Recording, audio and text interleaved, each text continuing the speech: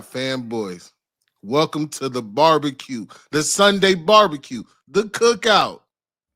Hello. I hope you slept well. I barely slept at all, just to let you know. But how y'all doing this morning, fellas?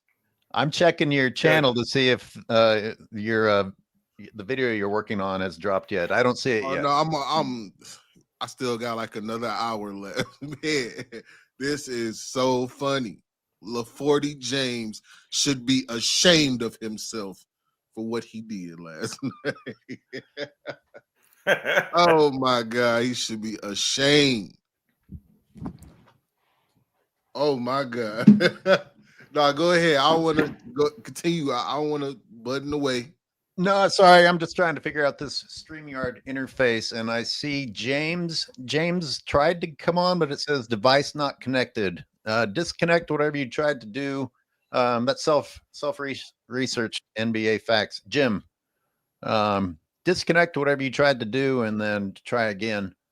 And we'll come back to it. But man, how do you survive 5 turnovers from one person?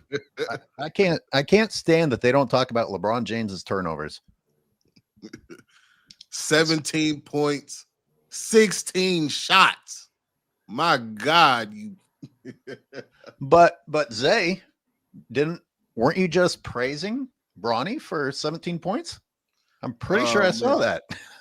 You know what? I was trying to get a young fella some encouragement. You know, I'm like, man, I beat his back in all fucking winter. I'm like, man, good job, Bronny. You scored 17. I mean, did we really think Bronny and Dalton Connect were gonna beat the Milwaukee Bucks? Did we really think that? Like, come on, you know what I mean? So I was trying to look at it from a positive aspect, even though he was minus 36. Like I couldn't tell. Right. As your video was starting, I couldn't tell if you were being sarcastic because the first clip is him jumping over somebody and landing on him on defense. Oh, like, damn, Bronny, you trying to end careers already. Well, here, let me ask you a question. Because like I said, House of Highlights blew up that whole clip about him crossing up Giannis. And he did get him. But like at its very core, and maybe I'm reaching here, it's a guard with a big man on him. If you remove the names, is this still a big deal? Especially since he turned the ball over. And I wanted to see what Giannis was going to do when he went up for the layup, because I think that shit was going into the 10th row, if we being honest. Right. Giannis kind of let him like, yeah, go ahead. Yes. He sagged off a little bit. And then somebody got in the way. Somebody fucked it up for Giannis. Yeah, fucked it up. So I was just thinking, like, that's a highlight. Like, that's just like the Ja Morant, missed dunk on whoever highlight. Again, nothing happened other than a turnover. And shout out to AC24. He did mention something about there potentially being a foul in the post-game press conference. So I mentioned this in my last video as well. I'm not saying Bronny's like his dad now, but like I can imagine him starting to make that heel turn within the next, maybe even before the playoffs. I just kind of like that he was driving to the rim. It was a move he did where he drove to the rim, went up with the right, but switched hands to the left and did a nice little layup. And I was like, man, that's nice, Bronny. That's an NBA move. You know what I mean? It was just certain moves that I seen from him. I was like, okay, Bronny, I see you've been working on something. But then he came into the game last night and fucked it up. Bronny, what the fuck were you doing last night? So Bronny last night was 0 for 4. He played about 7 minutes, 0 rebounds, 0 everything else. -8. Oh no, he had a turnover. I left out the turnover. Oh my God, Bronny, you fucked it up, bro. I had some hope for you, and look how you repaid me. It was nice of you. It was nice of you to support the young man. Yeah, people were killing me in the comments like, Z is compromised. Zay compromised. He signed the clutch. I'm like, damn. I can't give him a slight bit of encouragement. Like, it's not his fault that his daddy put this much pressure on him, man. We really got to think about that. Like, he's a good kid at heart, you know? Am I wrong? He seemed like a good kid. I'm trying to, you know what? My silence is more like I'm trying to see if I 100% agree with you because I want to. Like, yeah, I'm like 99.5% there. Yeah, I'm 100% there. I'm gonna ride with you that he's a good kid for now. But I'm like I said, I'm starting to see tendencies. The only thing we've seen Bronny do is he was smoking on Instagram when they had put that photo up of him smoking. I'm not gonna be a hypocrite. I mean, he's allowed to do what he wants there. I feel like. Yeah, like let the kid live. Let the kid live. He's not Marcus Jordan. Right. It's not like he's doing that, then getting in some car and speeding by. He getting caught doing booger sugar, man. So, you know, you can't get too mad at the kid, but still, Brian. Do they say that same thing about, but as you say that though, how old is buddy off the T-Wolves? Anthony, what's his face? Edwards? How old is Anthony Edwards? I think he's 25, ain't he? Or 25. And how old? No, he might be 23. I think. How old is Bronny James? 22. So you know what's interesting about that is you hear a lot of people saying Bronny's a good kid. 23, right? But how many people do you see giving Ant Edwards that same like kind of grace? I mean, not granted, he knocks up like every third female he meets, but I don't see him getting that same kind of grace. He's just a kid, let him mess up. I mean, we did when he first came into the league. You know, you're 23 now. You know what I mean? So, you know, I had to kick his back end about getting that old ass woman pregnant because you shouldn't be getting a 38-year-old woman pregnant. Right. Yeah. How do you allow a 38-year-old woman to steal your nut, man? To steal your kids from you. This is alarming. That's a problem. That's a lack of leadership around him. That's a lack of guidance around him. That's the difference. Bronny got all the fucking guidance in the world around him. He got NBA players around him. He got Touché. Chris Paul as his stepdad. I mean, granddaddy. No, not granddaddy, but what's the term I'm looking for? No, what's his face is his granddad. He's his godfather. You know what I mean? He's got what's his face is his granddad, buddy, that was got kicked out the league. Why is Bronny so old? Like, how much time did he spend in college? Not even 2 seasons. One season there. Well, then how is he 23 as a rookie? Someone said he's 20. Oh, I thought you said he was 23. No, that's Anthony Edwards. That's 23. Oh, okay. Ronnie's 20. He's 20. So, you know, he can't even go to the store and buy liquor yet, man. So, you know. Jolly Joshams with our first super chat of the day. 17 is 1 point more than Pippen averaged. And he is a Hall of Famer who allegedly carried Jordan to 6 rings. We have a case for Bronny being the GOAT. Good point. Good point. My bad. That sounds real to me. That's a legit argument as far as I'm concerned. Who the Lakers just released 2 players too. I was just asking because Wood has been injured for so long and they waived him, but are they going to bring him back? I feel like the Lakers are allowed to do anything. Oh, and we got Jim. Jim, you're sideways. Alex Lynn and Cam Reddish. Thank you, Import. The 2 guys the Lakers just waived. Who? Alex Lynn and Cam Reddish. Isn't Alex Lynn's like 7 feet tall, isn't he? He is. So aren't they always complaining about missing a big man? Yeah, they have 3 7-footers, a 6'11", and 6'10". Yeah, no, it's all BS. They must know Jackson Hayes is going to beat his abuse case, so they got rid of Alex Lynn. They kept Alex Lynn just in case. Hey, Jim, or your screen name is James. What are we going to call you today? It's Jim. What up, Jim? Right. Are you able to rotate your camera so people aren't confused that you're not in the space shuttle?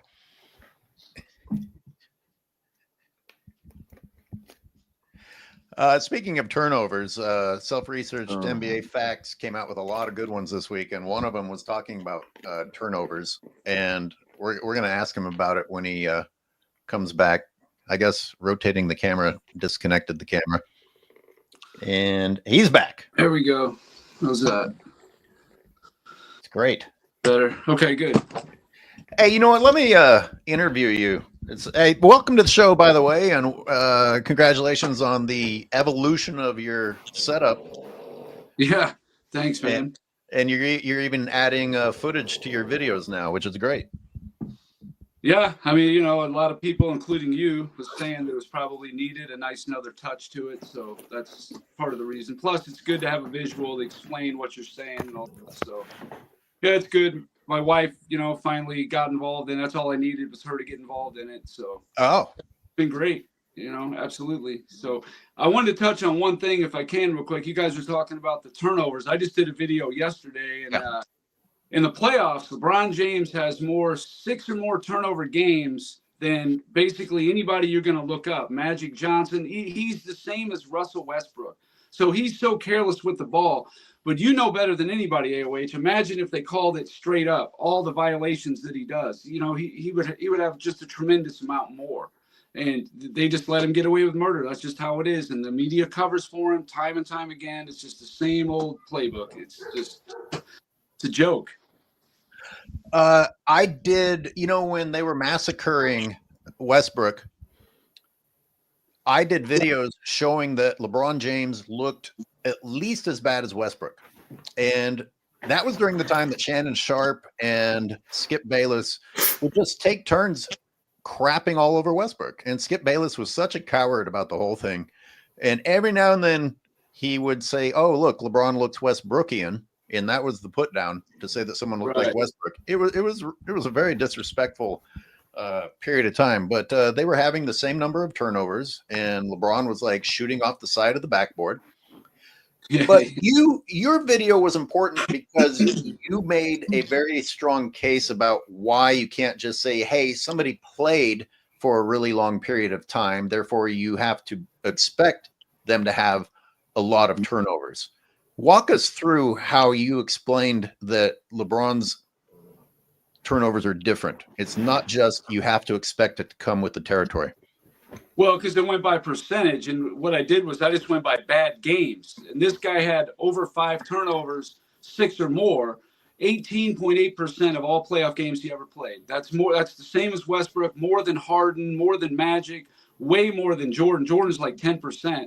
So this guy's double what Jordan is. And the usage rate, Jordan, 13 of his 15 years is at 30% or higher, even had a couple 40% in there. LeBron's not even close to that. So again, you know, this all comes down to the numbers. There's just no denying it. And then when you factor in how much cover that the league and the media has given LeBron, it could have been so much worse. They kill Westbrook for it, but he's the exact same, 18.8% all playoff games, 6 or more turnovers. I mean, it's all the numbers. You know what I'm saying? So it is what it is. Nice to meet you, Jim. Real quick, what's even crazier is the fact that Russell Westbrook averaged. He kind of started the whole average a triple double thing consistently. What was it, 3 seasons in a row? And now people say he's weak or he's not a great. He padded his stats, but he, as far as I'm concerned, didn't do anything different than what LeBron does now. And if anything, I think his seem to have more in-game impact than what LeBron does. Yeah, I would agree with that. Absolutely. You know, and this guy's been to the finals all these times and all this stuff. So it's even more impactful when he does it. But they somehow only give credit to the good stuff and they just disregard like it didn't even happen. They won't even bring it up. That's what's crazy to me. No matter what kind of game he has. I remember he had a 2 for 18 game against Boston. I think it was like 08 or 09. Barely mentioned it. You know, it was just like, oh yeah, LeBron had a bad game. Like he had a historic bad game. 2 for 18 with like 12 turnovers. It was a joke. His game score was negative. I mean, You know what I mean? But nope, not going to mention it. They had their mind made up years ago. This was going to be the guy, not Kobe. It was going to be LeBron. And you know, I just called bullshit on it years ago. And you know, it's just par for the course and more of the same. You know, just years later. And they'll never mention the steroid thing, the PED allegations. To them, it's just unfounded. You know, no matter if it's trainer, his wife. I mean, it could be his son. It doesn't matter. You know what I mean? They're never going to just say, like, yeah, I think this guy might be on PEDs. It's so obvious, but they'll never talk about it. That's the way it is. Not, or instead of acknowledging it, though, I see some of them claiming that Jordan was on steroids. I'm like, oh my God. So they just always find a way to justify LeBron doing something bad instead of facing the fact that he is doing questionable things. And Michael Jordan on steroids, I don't think so. No, I don't either. I mean, do people who do steroids smoke cigars and drink whiskey? And I mean, maybe they do. I don't know. But I think everybody knows that he was a different type of human being that didn't require sleep. So yeah, he was different.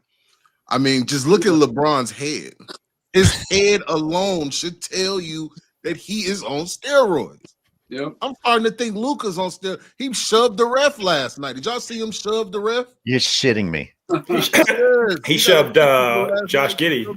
Yeah. He got teed up for shoving Josh Giddey. We need to every week. We need to keep that hashtag shave that beard up, because since that dude brought up that theory that his beard is to cover up those steroid boils and scars and stuff. I could see it. So hashtag make LeBron shave that beard. I want to see if his jaw looked like D Wade's jaw when he was in Miami, and everybody said he wasn't on steroids either. My sports science video, I made the joke about how he added a couple of 3 inches to his face to create contact with the defender. But as I was making it, I'm looking at it and I'm like, wait a minute, that is about 3 inches. That's how Jason Tatum hit him so hard. All those nerve endings in his new jaw beard situation.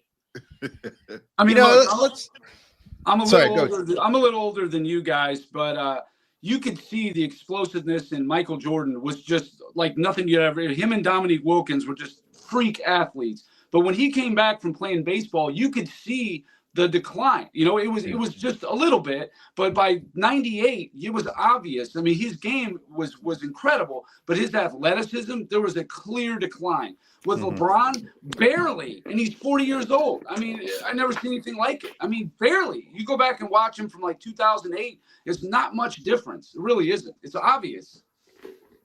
Yeah, no. But he can't possibly be. I mean, you know, fanboys talk about 2018 LeBron being a different beast and things like that, and or let's go back to the Miami years.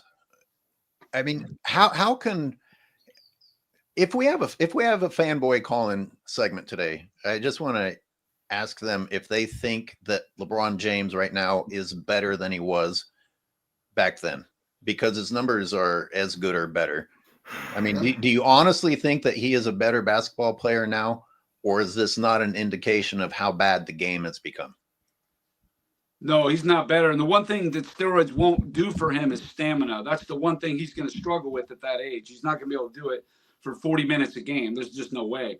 But it's obvious that this guy's on something. You look at any player, Karl Malone, Kevin Garnett, anybody who was playing at least a decent level, 38, 39, Tim Duncan, nowhere near the player they were 10 years before. But this guy is pretty close to the same. I mean, yeah, there's a little decline, but not much. Not like obvious, like any other player you've ever seen. In moments. So obvious. In moments. You brought up a great point. It's in moments. You don't see him run up and down the court.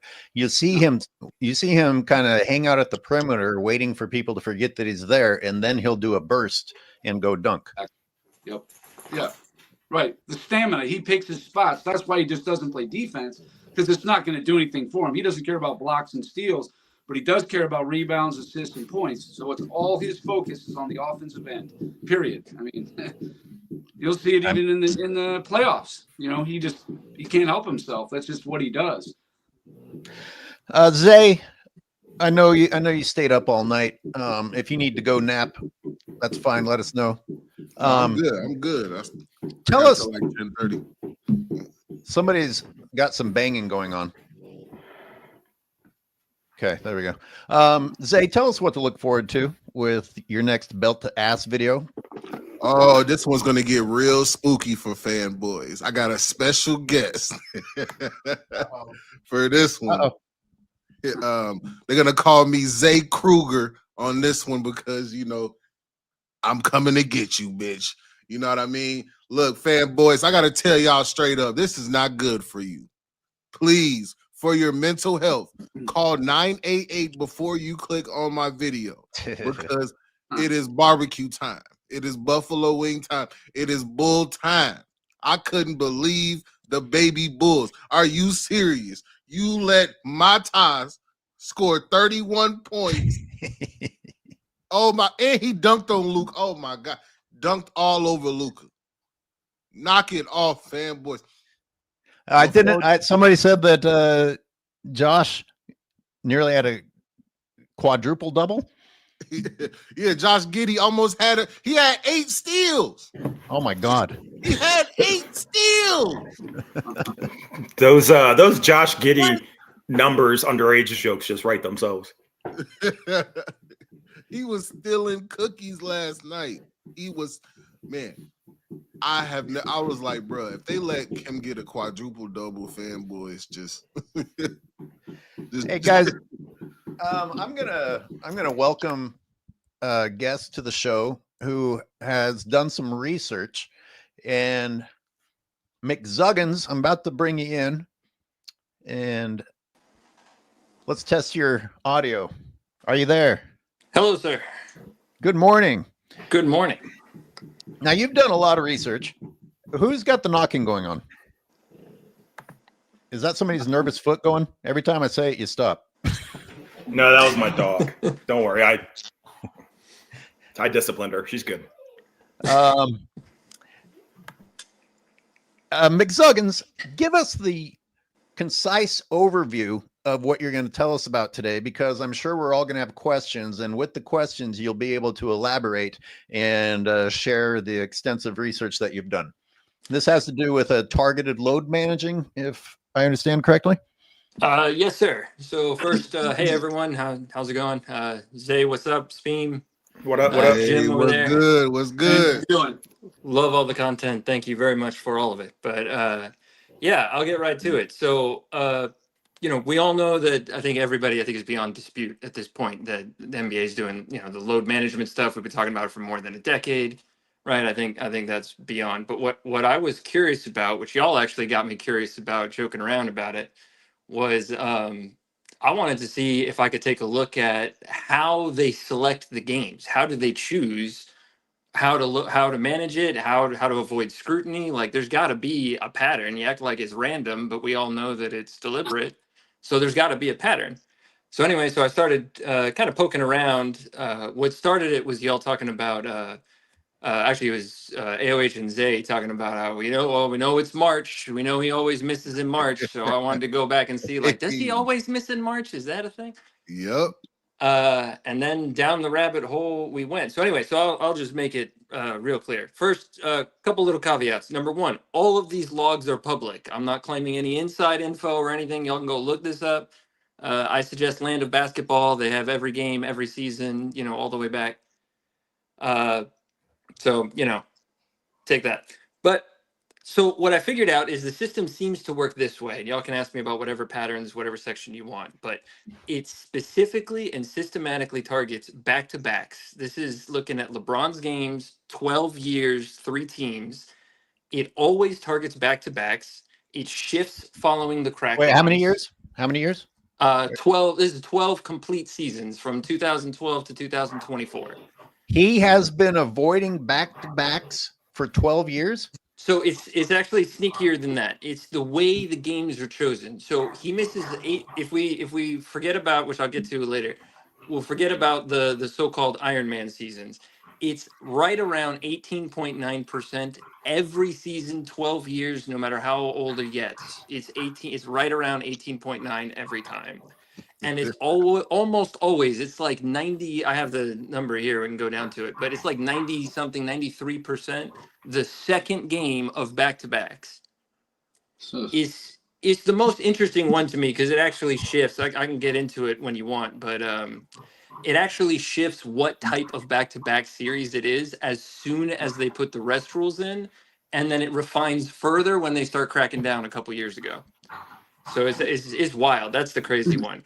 But yeah, they also target deliberate months. It's December and March. It's 68.5% December and March, which has about a 1 in 645 million chance of being random. So that's a thing. And then after the crackdown, it starts You actually to calculated shift. that? Oh yeah, we calculated it. I can send you the math. We got. Well, tell us that number again. It's 1 in 645 million odds. Wow. Wait, those are the odds that these games Those are the would be odds chosen. those are the odds that the games line up in December and March. That's 68.2% of the non-back-to-back games are in December or March out of all the seasons is 1 in 645 million. Hey, strive for Now, greatness. I noticed in the video that I'm working on, who just so happens to come onto their schedule around then are some tougher teams like Boston and the Bucks. Like they don't face any of these tough guys in the first half of the season. So Right. that's actually where it gets kind of sinister. If you isolate the Laker years, right after the crackdown begins, it starts to shift. Actually, it doesn't start to shift. It just shifts dramatically. I mean, it just shifts immediately. But it starts in the Laker years, right after the crackdown. It starts shifting to November, January, where they're actually missing mostly the weakest opponents, not the strongest. And Fanboys. there's some reasons for that I can get into, the speculative reasons that I would think, but it has some interesting effects when you do that. But the crazy part is that it shifts immediately. Like it's not gradual. It's not, oh, that one season or this. It's just immediate. Fanboys. Didn't I tell you he was ducking and dodging moms and shit, right? Didn't I tell you? He was ducking and dodging. You're right. We got Robin asking to come in. Well, he has the link. Click the link. Are you so? I'll email it to you again, Robin. As you're looking at these years, do you see those numbers change as he gets older? Specifically, the closer he got to 40, like those 2 or 3 years approaching 40. So that's an interesting one. We do see it change, but we actually see it go the opposite way that it should look for an aging player. That's kind of it shifts immediate. Almost all of these things shift immediately following first when they put the rest rules policy in, and then we see it shift again when they call out the crackdown. So after the rest rules, he goes Iron Man, and then a whole new the new shift of the same pattern begins. And then we see the crackdown, and again he goes, I think all 82 or almost 82, and then the following year it starts to get the same pattern exists, but it starts to become it's called masking, but I can get into that, show you how that works, but yeah, it shifts in response to that. It's not gradual, and it goes the opposite way that it should if you're counting on age. It also doesn't avoid injury protection, which is an interesting thing. It has absolutely nothing to do with injury whatsoever. It's actually the opposite of what you would do if you were trying to avoid injury. Hey, Jim, this sounds like it's right up your alleys. The type of I was just gonna video say, you'd like to make. I gotta say, it's very impressive what you put together, and I can definitely appreciate that for sure. One thing I was gonna say is, you guys had Gilbert Arenas. I think it might have been on Dart's show, but either way, and he said that the players don't get to pick what days they get to play, or they're told to sit out. I call bullshit on that, because if you go to the coach, you say, "Hey, coach, there's no way I'm sitting out this game. You're telling me you have to anyway." I never bought that. Never bought it. I don't believe it at all. I think that's crap. That's a great point. That goes back to that whole media should be held accountable for outright lies. Gilbert Arenas is now a member of the media, and it's an outright lie. It's just like when they say, or just like when Rich Paul says he had no idea about the AD trade. These are lies, right? And these are still members of the media speaking them and spewing them. And I agree with you 100%. If you believe either of those things, I think you're crazy. Yeah, these are lies because we heard Magic. Magic said, man, they used to have to take our jerseys from us. Just so, because if we're watching the game and we see we about to lose, we're gonna want to jump into the game, whether we could play or not. That's the difference. Hey, Robin, check your email. I sent you the link again. Yeah, I mean, this is the age of empowerment. This is the age in which players basically call the shots. And in this same time period is when we're supposed to believe that players are being sat against their will. Stop it. Stop it. Right. You picked the worst time to tell that lie. Well, something to toss out there, kind of for you on that note, AOH. You could try to argue that, right? You could try to argue that, well, that's the coach's call, that's the league's call, that's the team's call, or whatever. But not if it stays true over 3 different teams, 3 front offices, 3 coaches, right? Over 12 years, like that. There's no either, and maybe let's try to be as generous as possible. Either the entire league is doing it, or he has that level of control that he can mandate doing that regardless of what team he's on. Right. That's what I would say. Well, I have a short in the members section that they were investigating Lori on the Jazz and like sending like people to watch and see if he's truly injured. And I'm like, we've got LeBron James showing up to his kids' games, jumping up and down and doing damn near doing the splits, as Zay pointed out in one of his videos. I'm like, you guys are sending undercover people to investigate Lori, and LeBron is just shoving it in your fucking face that he's not injured. Come on. Listen, you don't know that man's groin, AOH. Come on, you weren't there. McZuggins, thank you so much. I'm gonna let Robin talk for a while, and if you want to add more, we'll feel free to call back in. But appreciate all the research you did. Sure. Good job, man. Good job. I appreciate McZuggins, it. Can you leave your contact information in the private chat? I'll send it to you. Sure. AOH has cool. it. You're welcome to get in touch anytime. I'm happy. And that's Appreciate one that. last thing there. I'm very happy to send over, the numbers, the graphs, the significance tests, anything you guys want to look at. I'm happy to send it over, pass it around, be critical, tell me I'm wrong. That's fine. But I just don't think it lies. One little fact for you too, just as a fun one for y'all to go off of. On those back-to-backs, by the way, before 2021, before the crackdown, it was almost always mixed travel, meaning it was either away home or home away instead of home home or away away, which actually has the most logistics, the most travel fatigue. And then as soon as the crackdown starts, it starts being evenly divided. And if it's not perfectly even divided, the following season corrects whatever the previous season messed up every time. And the odds of that happening, I ran the simulation, one is less than 1 in 100,000. You run that 100,000 times and it does not shift from one to the other. That's crazy. Ever. Ever. I don't actually have a computer strong enough to go beyond that to actually find the actual decimal. We got to get some some know. graphics to go with the data that you're providing. Anyway, I got graphics for you, but anyway, I'll leave you with that. I don't want to hold y'all up. Y'all, have What's your channel name?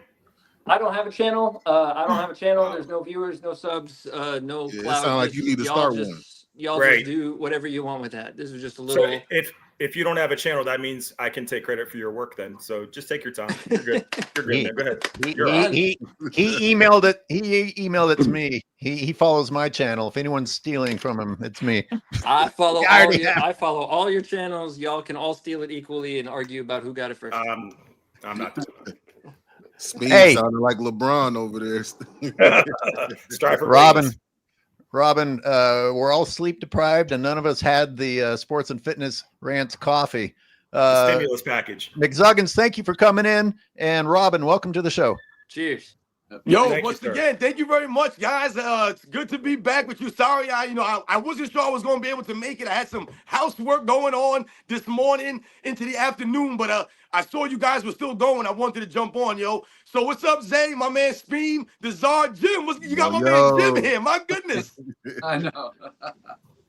We loaded up today, fanboys. We are loaded up. What do you guys think of this super chat that I have on the screen? I don't think you guys really understand the impact of such a toxic parent on his offspring. In short, LeBron James is a monster behind closed doors. I've sort of touched on that because people say Bronny's a grown man, and he is. And he's got money. So stand up to your dad. That's easier said than done, though. I'm an old man now, and I have to try and remember what it was like having the bravery to stand up to your old man. What do you guys think about this? When I think about, shout out to my man CP, man. He's a true supporter of all of our channels and stuff. When we think about, the toxic, what he's talking about, the toxic, relationships with parents and their kids, when you speak about having enough to stand up to your father, for example, I think that what comes with that, or the reason why you might feel, apprehensive, is because of the respect that your parent earned from you. So I tell people all the time to this day, I'm 44 years old. My father's 74 years old. And I always joke around. If my dad told me today, hey, you're grounded, you can't go outside, I'm probably not going to go outside, man. Not because I'm afraid that my dad's going to beat me up or something like that. It's because I respect my father so much because he earned that level of respect from me all the years that he raised me, the way that I watched him carry himself, the way that I saw him interact with my mother, the way that I saw him interact with other grown-ups, the way I saw him go to work every day and not making any excuses, the sacrifice that I saw him made, and earned the respect from me, his child. So all these years later, I don't have to think about, hey, man, I would stand up to my dad if he wasn't doing this or doing that, because my dad never put me in that position where I would have to feel that way about him, because he always, like I said, stood on values and things of that nature. I'm a better man because of my dad. I always tell people the best man I know is my father. When you think about the relationship between LeBron James and his son, LeBron James hasn't been acting in a respectable manner to a point where his son should, lay down and be like, hey, I'm just going to do whatever my dad says because he's earned that level of respect. Part of the reason why LeBron James Jr. gets booed and gets criticized so heavily is because of his father and the way his father has carried himself. I'm sorry, but does he get criticized that heavily?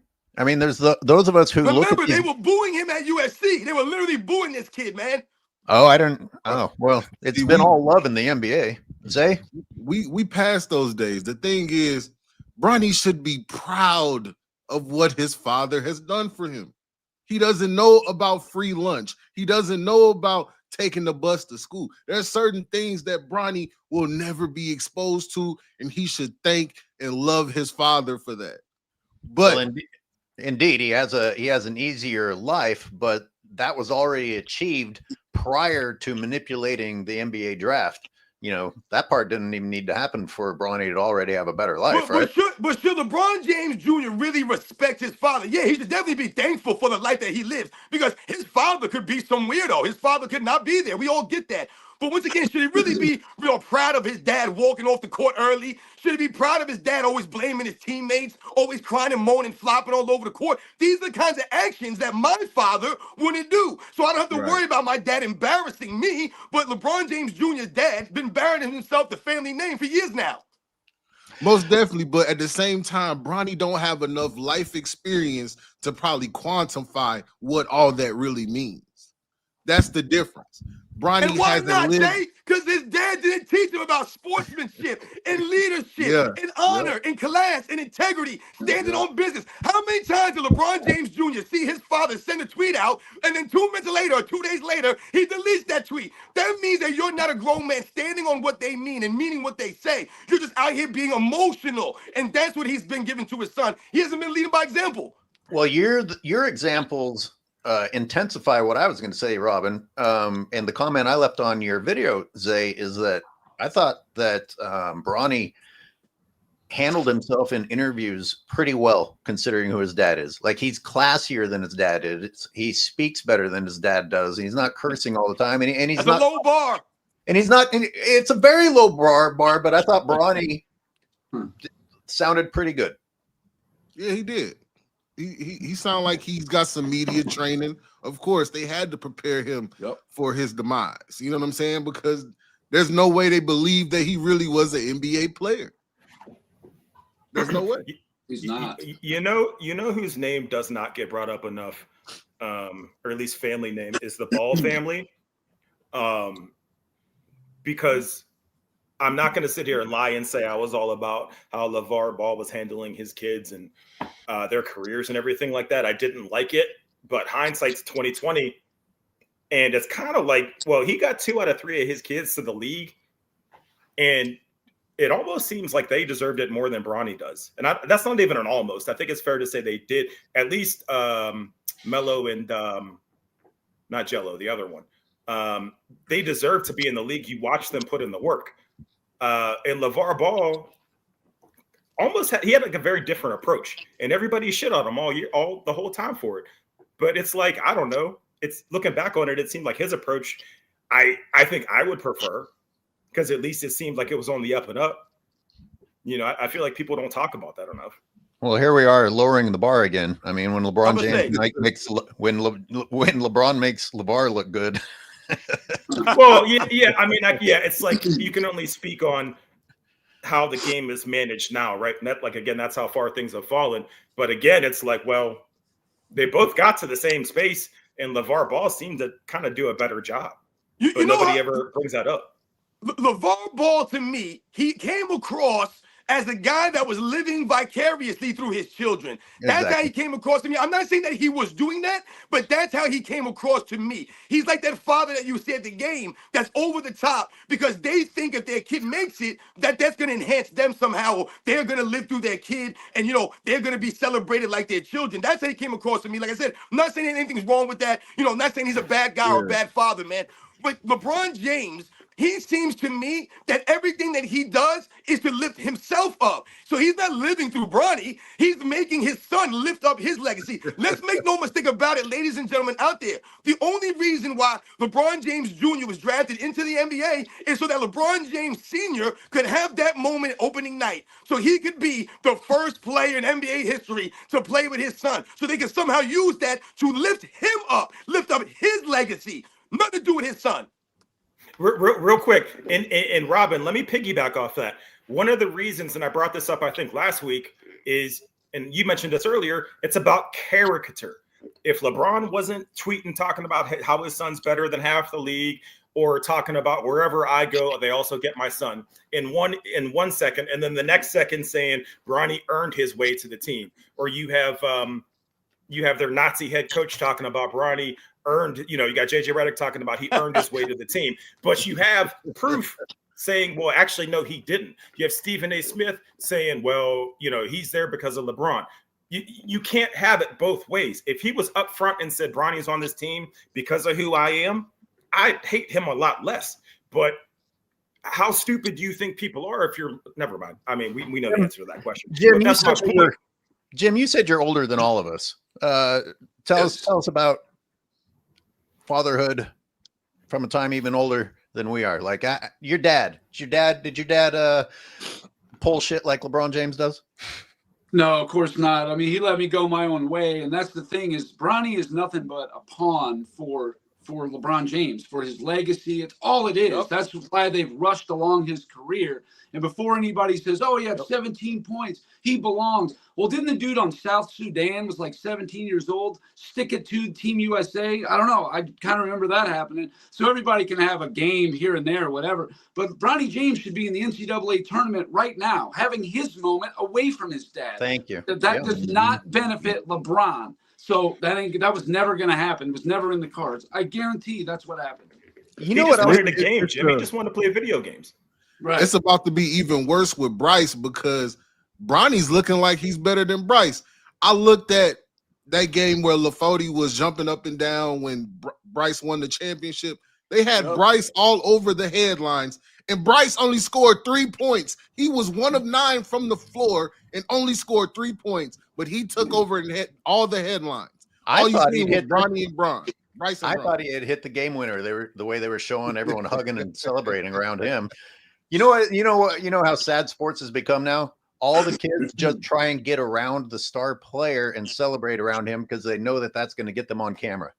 It's just social media. Sports is like reduced to social media opportunities. Yeah. Oh, yeah. Wait, when LeBron celebrated in that game, at what point of the game was that? Had Bryce just had a great play, or was that just the end of the clock? What was he celebrating? No, he was celebrating. I think it was like an and one almost or something like that for somebody on the team that Bronny's playing on. But at the same time, he scored 3 points. They're like, Bronny contributes to state championship. How? he had 3 points. What is contributing now? 1 for 9? That's let me tell you one other bad thing about Bronny and Bryce and going straight to the NBA, because these men behave in a weird, unmanly way. And one of the many examples that Zay's brought up a few times is how they bang each other's women. And it's like they don't ever learn actual social skills or how to go outside of the circle and meet people. Do that in college. Do that in college, Bryce. You could be doing this in college, Bronny. I mean, college is a great experience. You could flunk out and have a great experience, but go learn how to make real friends, not fucking other multimillionaires sitting next to you working on their brand. Or people you meet on goddamn Roblox. It's sad watching these guys demand give these women what they want. Hey, what's your Cash App? I'll send you money right now. Like, what type of world are we living in where the first thing these guys are doing are blessing their Cash App? Let me give a shout out to some of these chats. Count Kilroy Graph with a very generous $20 super thanks. LeBron doesn't get enough criticism for deferring to Timothy Mozgov in Game 4 of the 2015 NBA Finals. Indeed, I'd forgotten about that. They don't talk about LeBron's failures in the finals. Boy, do they avoid that shit, and that's why we forget about it. It works out great, doesn't it? Works out great, doesn't it? I get that Kyrie was hurt, but he had a chance to put them up 3-1 and all but put away the series. Wow. Yeah, go ahead, Robin. Yeah, man, you're on the money at waste. They continue to make more excuses.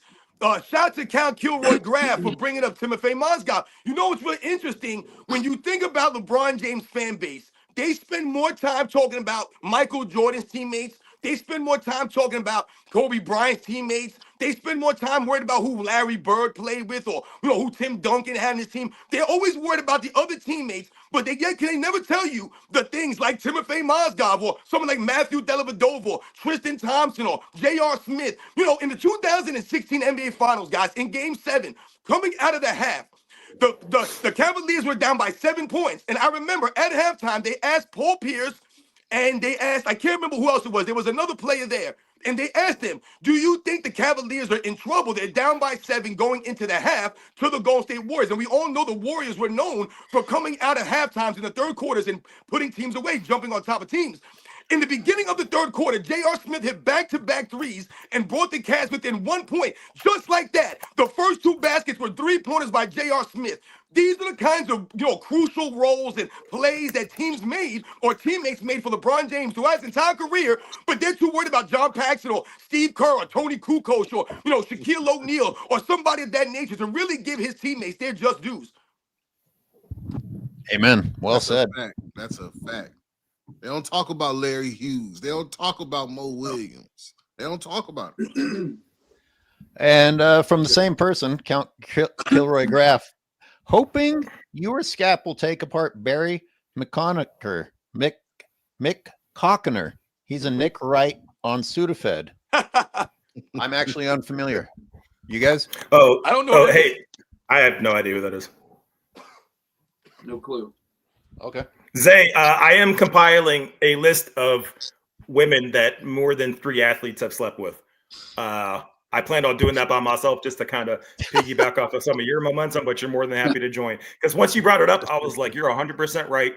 I couldn't think of that dude that plays for Houston that knocked up that Jalen Green? Jalen Green, yeah, because he was the first person I thought of because the woman he knocked up was like 40. Yeah, it's some predators out here, man. It is some predators in this world, and they preying on these young NBA players.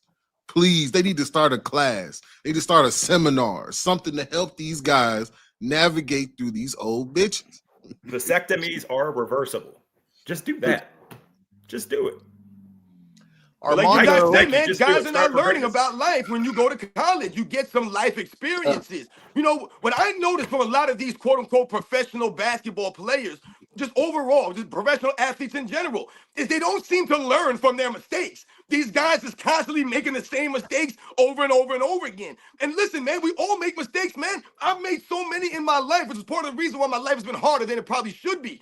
But once again, we all want to learn from these mistakes. These guys are getting all this money to continue to make the same mistakes over and over and over again, man. It's ridiculous.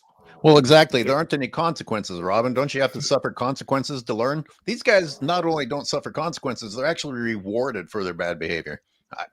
Right. Why would you change? You don't have to grow up. Man, some of these child support numbers, man. Man, those are consequences. I'm sorry, man. Some of this shit, like Iman Shumpert, man, he's down to his dick and balls. That's the only thing he has left after that's this crazy. divorce. Okay, screwing up outside of the basketball world, I guess they screw up. They suffer some consequences there. I mean, even Jordan got taken for half. He's so successful, it meant nothing to him, but even he got taken for half. He was married for a long time. There's kids involved in these things. When you talk about going through a divorce, that's a completely different scenario than what a lot of listen, a professional athlete will go through a divorce, right? From time to time. Look at Tom Brady, man. You know what the funny thing is about with someone like Tom Brady, as opposed to some of these other guys, is that Tom Brady got a baby mama too. But no one ever talks about Tom Brady got a baby mama. Tom Brady got baby moms. He had someone knocked up, that wasn't his wife, but no one ever talks about these things with Tom Brady because of the way that Tom Brady carries himself with a lot more class and respectability than some of these clowns out here. You know what? That's a deeper issue, Robin. But I'll go as far as to say is you don't see a lot of offensive linemen in the league with baby's mom's problems. You know what I mean? They're off the radar. You don't hear about Andre Kirilenko having baby's mom problems. Tim Duncan having baby's mom's problems. All these like lower edge like guys. I said, all those guys, like you said, they keep themselves right. You don't hear about them in the headlines. That's what we're talking about. A lot of these guys, man, they're characters. Yep. What else are we going to look forward to when you drop your video today, Zay? Oh man, it's just gonna be just full of laughter. Oh my God, this was beautiful. It was. I thought I was having a dream. I was having an out-of-body experience watching the Bulls do this to the Lakers. LeBron thought he could just take 2 weeks off. He's like, yeah. Didn't I tell you? We talked about it on stream. He was like, what game do you think LeBron's coming back? I said, oh, yeah, he's coming back for the Bulls. Yep. I said it with conviction because I know thy enemy. You must know thy enemy. Zay, you know what's wild about that is they spent the last 2 weeks talking about how the Lakers were, the top 3 defense for the last third of the season, blah, blah, blah, blah, blah. Like that real specific stat that makes them shine. But didn't they they gave up, 146, I think, to Chicago. Fucking bull. So then I thought they had a great defense. I was confused. Yo, shout out to Dreamers Pro. I see a Dreamers Pro out there in the chat, man. Okay. Good eye. Dreamers Pro, man. What's he saying? Get in here. Yo, Charles, what up, man? Throw some honey on them, Dreamers Pro. Throw it on him, man. He's dead on about that white players thing, except they don't say white, they say European, because that's okay to say. You're allowed to say, I don't like European players, but you can't say I hate white players. It's just coded language. That's all it is. That's why Luke is not the face of the league. Oh, fanboys. Hey, when he did that little driving layup, when they cleared the lane for him, I know you took your shirts off. Y'all was like, yeah, he's back. He's back. It's always he's back. Every 6 or 7 games, he's back. That tells you everything you need to know. If someone has to consistently say he's back, then he's not really there. Man down, do you want to jump in? I'll put the call-in link. I'm going to put it in right now. Oh, that's funny, man. You got to get. I like Hunter too. Fanboys, don't be too butthurt that we don't answer. Yo, shout out to Uncut Hoops. Uncut Hoops in the chat. I said no foreigners. Oh yeah, we got to get the Avengers up here now. Come on. Oh yeah, come on in here. So wait, Carmelo Anthony said that no foreigners can be the face of the league? Actually, Uncut's video got me pretty pissed off this week. Not at Uncut, but just at the audacity. I mean, how do you get away with talking like that? I mean, these guys sound hateful. Yeah, that's crazy. So it's racist, xenophobic, whatever you want to call it. Oh, and you know what's really messed up? How is it that the NBA gets to, these people who are claiming that the NBA would never allow foreigners to be the face of the NBA, and yet the NBA is trying to make the sport global and take it across the world. There's no way in hell what they're saying is true. I don't think that. I don't think businessmen are saying, I don't want a foreigner to be the face. I think businessmen want whoever's going to be great to be the face. Whoever's going to be a great face to be the face. So this is actually what I'm working on right now.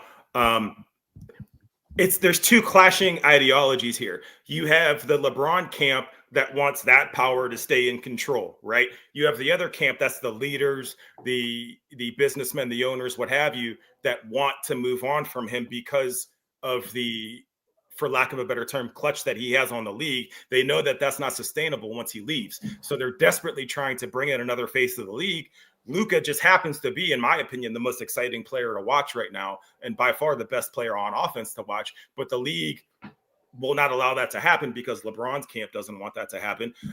Hence, it won't happen. It's no different than when Steph Curry was supposed to be the face of the league, but there was a rumor going around that because he was lighter skinned, most of the there was like a large group of the black players in the league that didn't want him to be the face of the league because they felt that it was going to be some kind of preferential treatment. So it's no different. It's all coded language, and it's all hidden behind just a grasp for power.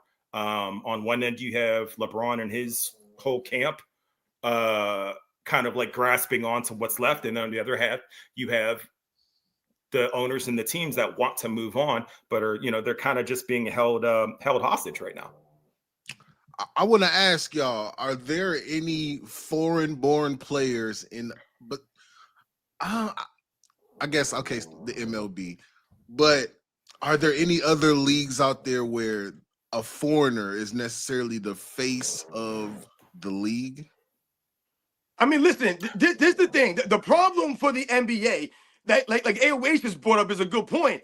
It doesn't. The NBA is like confused. They contradict themselves. If you really want to be a global sport, then you have to be willing, and not have a problem with a problem with a foreign player maybe potentially being the face of your league. When you talk about hockey, for example, that's not an American sport. So you're going to have foreigners that are going to be the face of a hockey. That's not going to be an American. If it is, you're going to have to be really good. When you think about soccer, not an American sport. So is an American, or can an American be the face of soccer? Yeah, probably. But you're going to have to be really damn good to be the face of soccer, because that's not an American sport. When you think about football, that's an American sport. It's not a global sport, man. We're the only country playing football as far as American football. Ain't no one else playing American football. So obviously, for football, you're going to have the American players dominating. The problem for the NBA right now, and I think the thing with Carmelo Anthony, which is interesting, is I think that he's envious and jealous. And I think a lot of these guys are. It has nothing to do with race or anything of that stuff. These guys are envious and jealous. How dare we even think that a foreign player could be the face of the NBA? The NBA, where we're supposed to be dominating. That's the pride that we have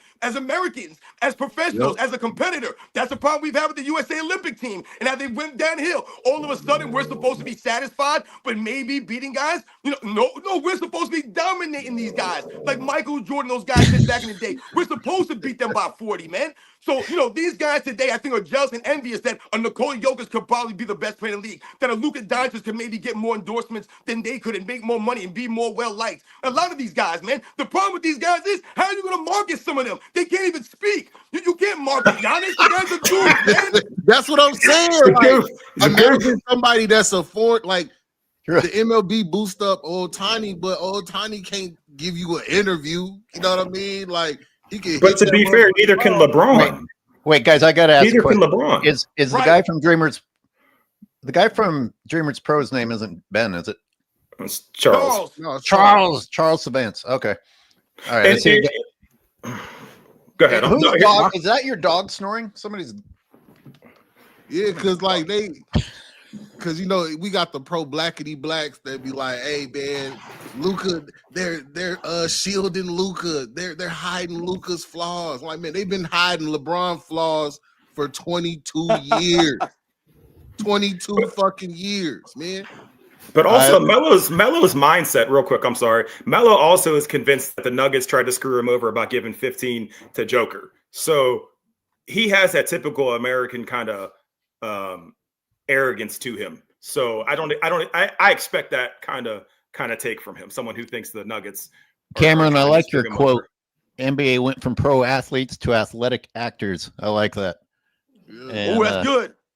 Tynex, Jokic is the face of the league. Well, maybe he is or he isn't, but what's interesting about that is that who gets to announce it? Like, if ESPN comes on and says so-and-so is the face of the league, if somebody is so good and so likable, I think they become the face of the league, whether someone anoints them or not. Yeah. You got to be on the commercials. That's how you become the face of the league. You got to be on the billboards. You got to be in the advertisements. You got to have the sneakers. You got to have the endorsements. That's how you become the face of something. When people think about that sport, they have to think when you close your eyes and you think about basketball, who do you think of? That's who the face of the league is. Or to you anyway, and that's really all that should matter. That's how these guys gain their popularity. When we talk about Steph Curry, and we say maybe he was never the face of the league or pushed as the face of the league, Steph Curry was still the most popular in the league for many, many of those years. He had the #1 jersey sales, or people were buying his sneakers, or they're buying his clothing brand. These are how these guys, stay relevant. That's how you become the face, quote unquote. Like I said, if you think about a sport and you think about that player, then maybe to you, he is the face of the league. Jolly Josham's MLB's biggest player is Japanese, and they let his team have a preseason game in Japan. It was huge. Okay. And it's still America's sport, right? Oh yeah, the Tokyo series. Yeah, I can't wait for baseball to start. I'm putting my parlays in on baseball. Fuck basketball. I'm done betting on basketball. I mean, when you think about Ohtani, you know what I'm saying? And you think about what he's done for the sport.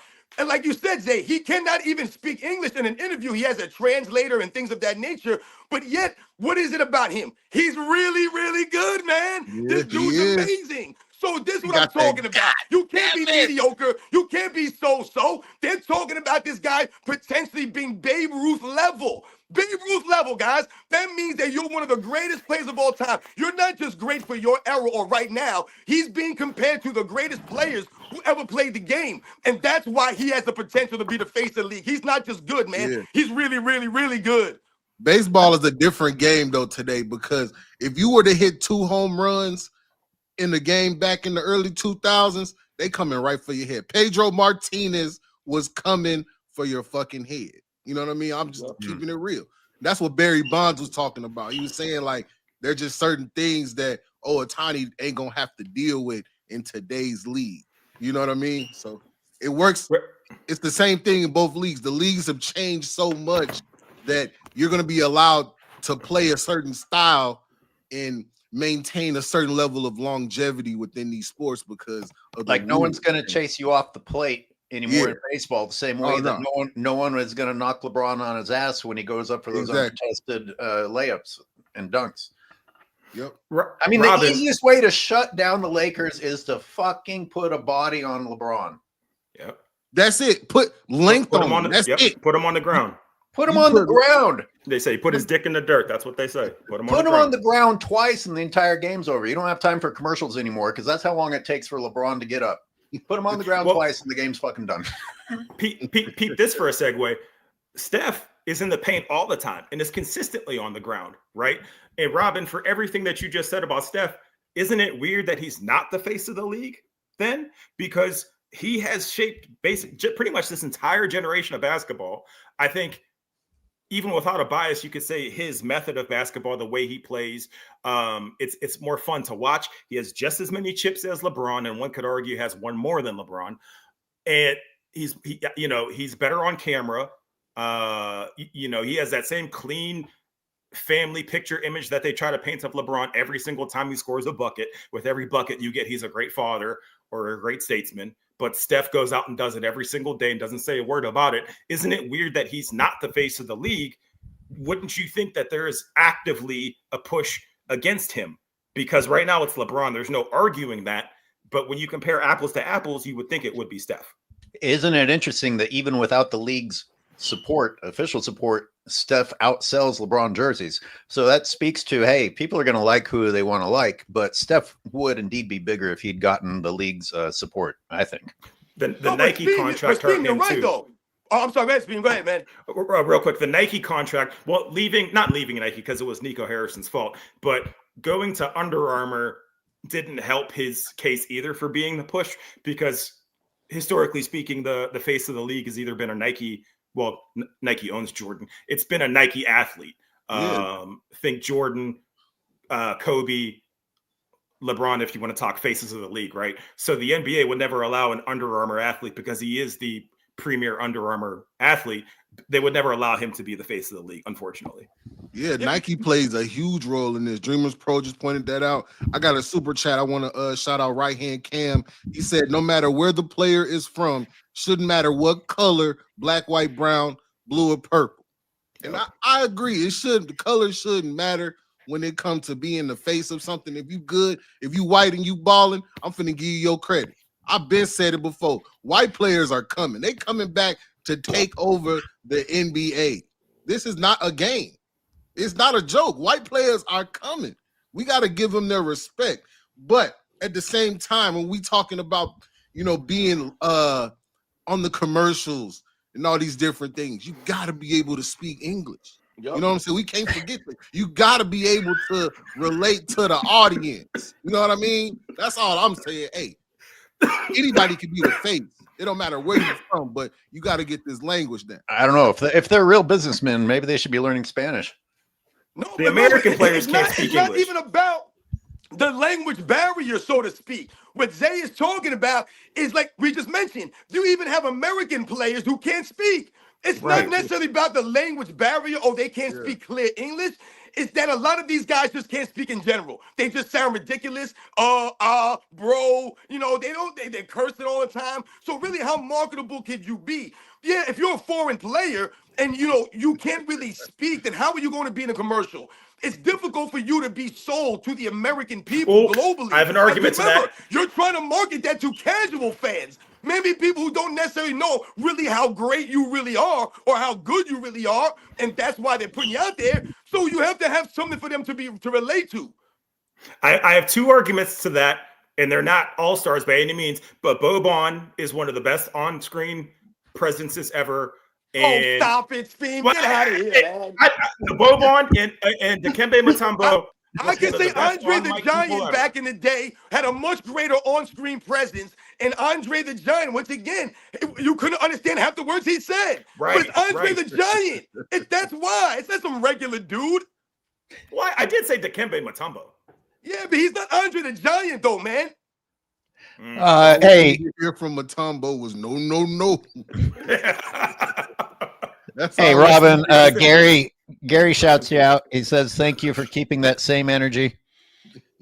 Okay, shout out to Gary, man, a true supporter of my channel. Thank you, Gary, very much. Yo, shout out to Jordan versus LeBron, man. I saw Jordan versus LeBron. He sent a super chat to us, man. Much respect to him, man. He got a good channel. You guys should check him out. LeBron brought Luka and Bronny to the Lakers, so LeBron's duties are finished for the Lakers and for the NBA. Bronny will be starting for the Lakers next season, aka the NBA Circus Act. That brings up a larger issue. At what point do you guys decide to stop watching these games because you're contributing to the ratings? But listen, man, we are content creators, man. So once again, I often tell people, sometimes I have to sacrifice for these guys out there. I sacrifice for the people out there, man. I told people, I watched every minute of last year's All-Star game, man. Every minute of that. And people are like, how could you sit through that? And I said, I did it for y'all, man. I sacrificed and sat through it so I can speak on it, man. When you're a content creator, when you follow sports, when you're into these things, listen, when we say that we're not into the basketball or into the NBA anymore, what we're talking about and what we're speaking to is how we don't watch it like we used to, man. I'm not saying I don't never watch basketball at all. I watch some of these things, but I don't watch it like I used to, man. I'm not going to sit through a whole damn game or stay up late to watch a game. These guys ain't worth it.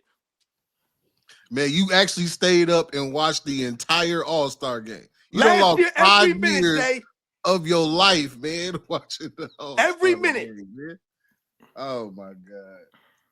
Nah, but I agree with you, man. I can't watch every single game in the NBA. There's no way. I just can't. I can't look and see guys running up and down the court shooting threes with 20 seconds left on the shot clock, 15 seconds left on the shot clock, man. I just can't watch it. That's not basketball. All these step backs, these fadeaways.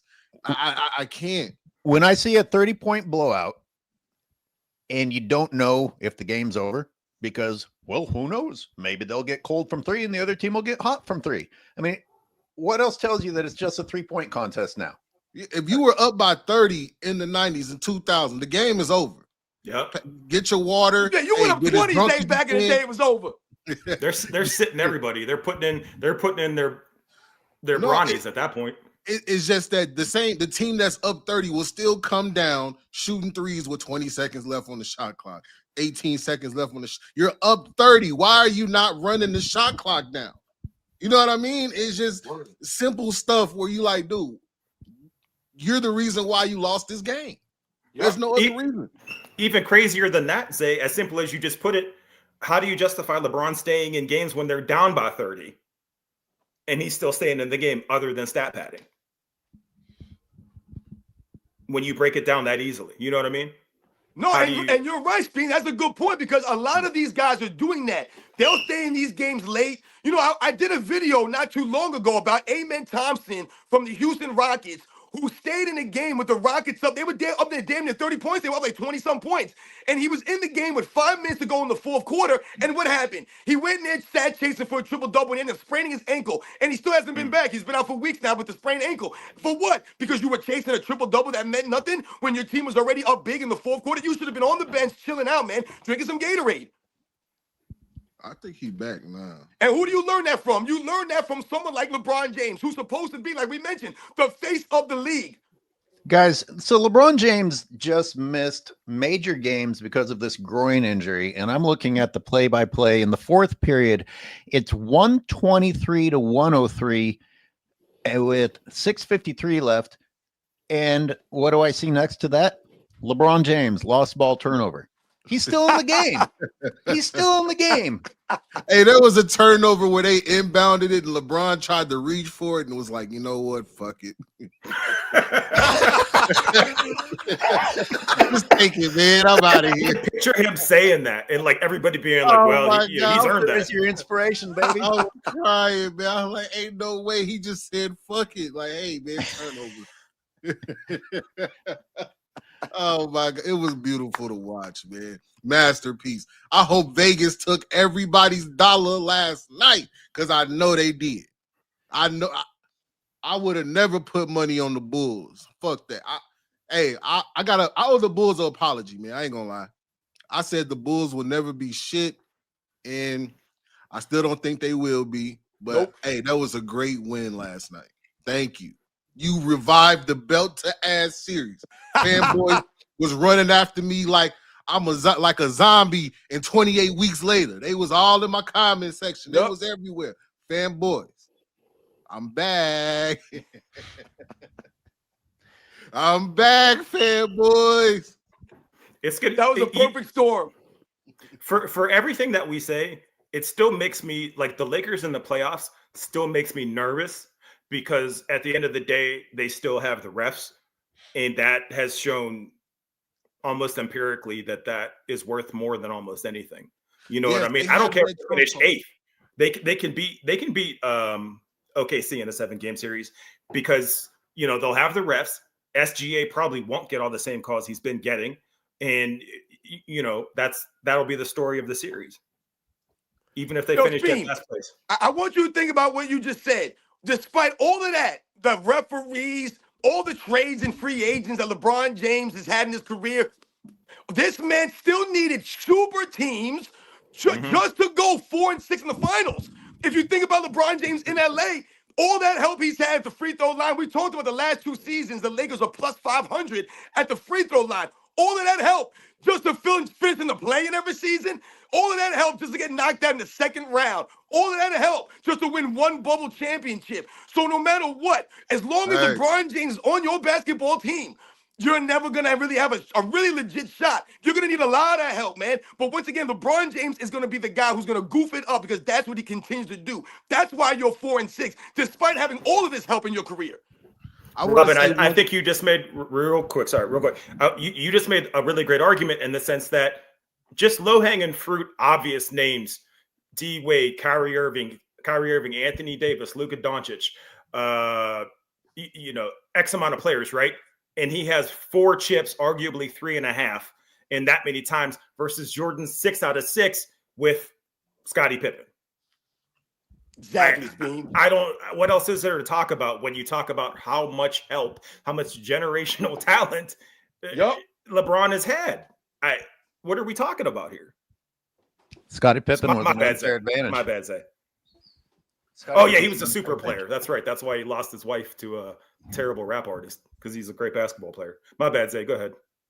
Man, I lost my train of thought. Go ahead. Hey, you guys Go watched? ahead. You guys watched any of Celtic City? The first 2 episodes are actually really good. Nice little journey back to the '60s Celtics. The only Celtics I know is Celtic Pride, the movie. Robin, you? I was worried that it was going to talk about the current Celtics, but it's talk. I got my train of thought back.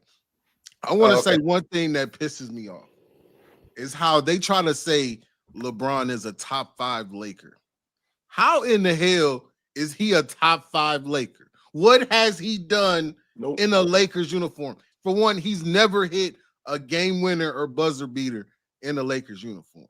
LeBron has never even won a Western Conference final game in Los Angeles. What are we talking about? The only thing that he has for LA is a Disney ring. That is it. A ring where people opted out. They didn't want to play in the bubble. People were losing family members. You had players that were shooting into the heavens. TJ Warren. You know what I'm saying? Like, where are these guys? All these guys that were balling in the bubble are damn near out the league now. Knock it off, fanboys. LeBron has 3 rings to me. I don't acknowledge his 4th ring. I honestly say that Steph Curry has had a better career than LaVar James. Forget the points, because that's all fanboys talk about is points. 50K. Nobody cares about 50K, man. If points were the end-all, be-all, Kareem would be the GOAT, because he didn't shoot a 3. He didn't shoot one fucking 3 and score 40,000 points. Yeah, there's no way that LeBron James is a top 5 Laker. Even when you hear them say that LeBron James should have a statue outside of LA, that's insane for me. Are you kidding me? LeBron James, a statue? What has he done for LA?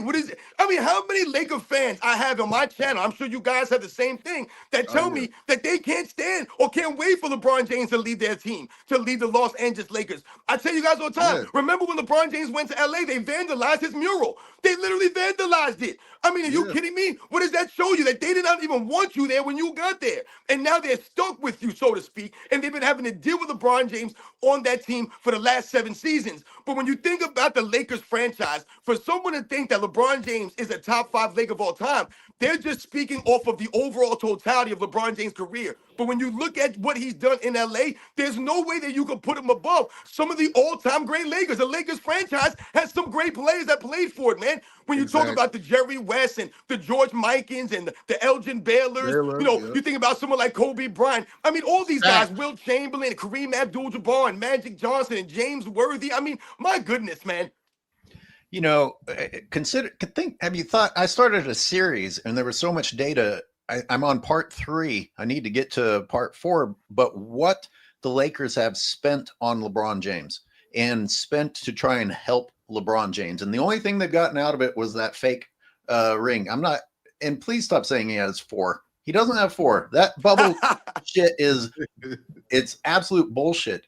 But someone else pointed out how Shaq got them 3 championships and they shipped them out when push came to shove. LeBron hasn't done a damn thing for them, and they still bend over backwards for his ass. And that really put it into perspective for me, because you can argue the Shaq Kobe thing till you're blue in the face, but bottom line is Shaq did way more for the Lakers than LeBron James, and they were willing to get rid of Shaq. You have to look at the ownership too. The ownership and just kind of like the times, right? Like back then, it was kind of like a no nonsense. Shaq was kind of acting iffy, and Kobe was, Kobe. If this stuff had happened back then, none of this would even be a conversation. LeBron wouldn't even be a Laker. You know what I mean? But Jeannie Buss is, for however you feel about her and that family, they bent over backwards for him. And again, that's the sign of the times, to just cater to the person and not hold them accountable. Shaq this wouldn't have happened back then when Shaq when it was the that 2000s double three-peat Lakers. That was a professional Lakers franchise that was all about dominating the league and leaving no doubt. This is a completely different team, a completely different league. You know what I mean? Nico from Argentina says, I may be biased because of Manu, but I still think Duncan is better than LeBron's. Oh, you're spot on. Duncan's way better. Are you kidding me? That's the thing, man. Like, when you thinking about, I was talking to this guy from Cleveland. He was like, man, I'm a big LeBron. I'm like, so are you okay with somebody fucking over your team twice? Fucking over your city twice? Like, you're talking about, you probably bought jerseys for your kids and everything, and now your jerseys are throwbacks. Like, Duncan has one jersey. Yep. Steph has one jersey. Kobe has one jersey. Jordan really should have one jersey. We're not going to count the Wizards. Like, the Wizards, fanboys love to use the Wizards, Jordan, as a coping mechanism. You know what I'm saying? I'm sorry. You got to read the chat that's on the screen.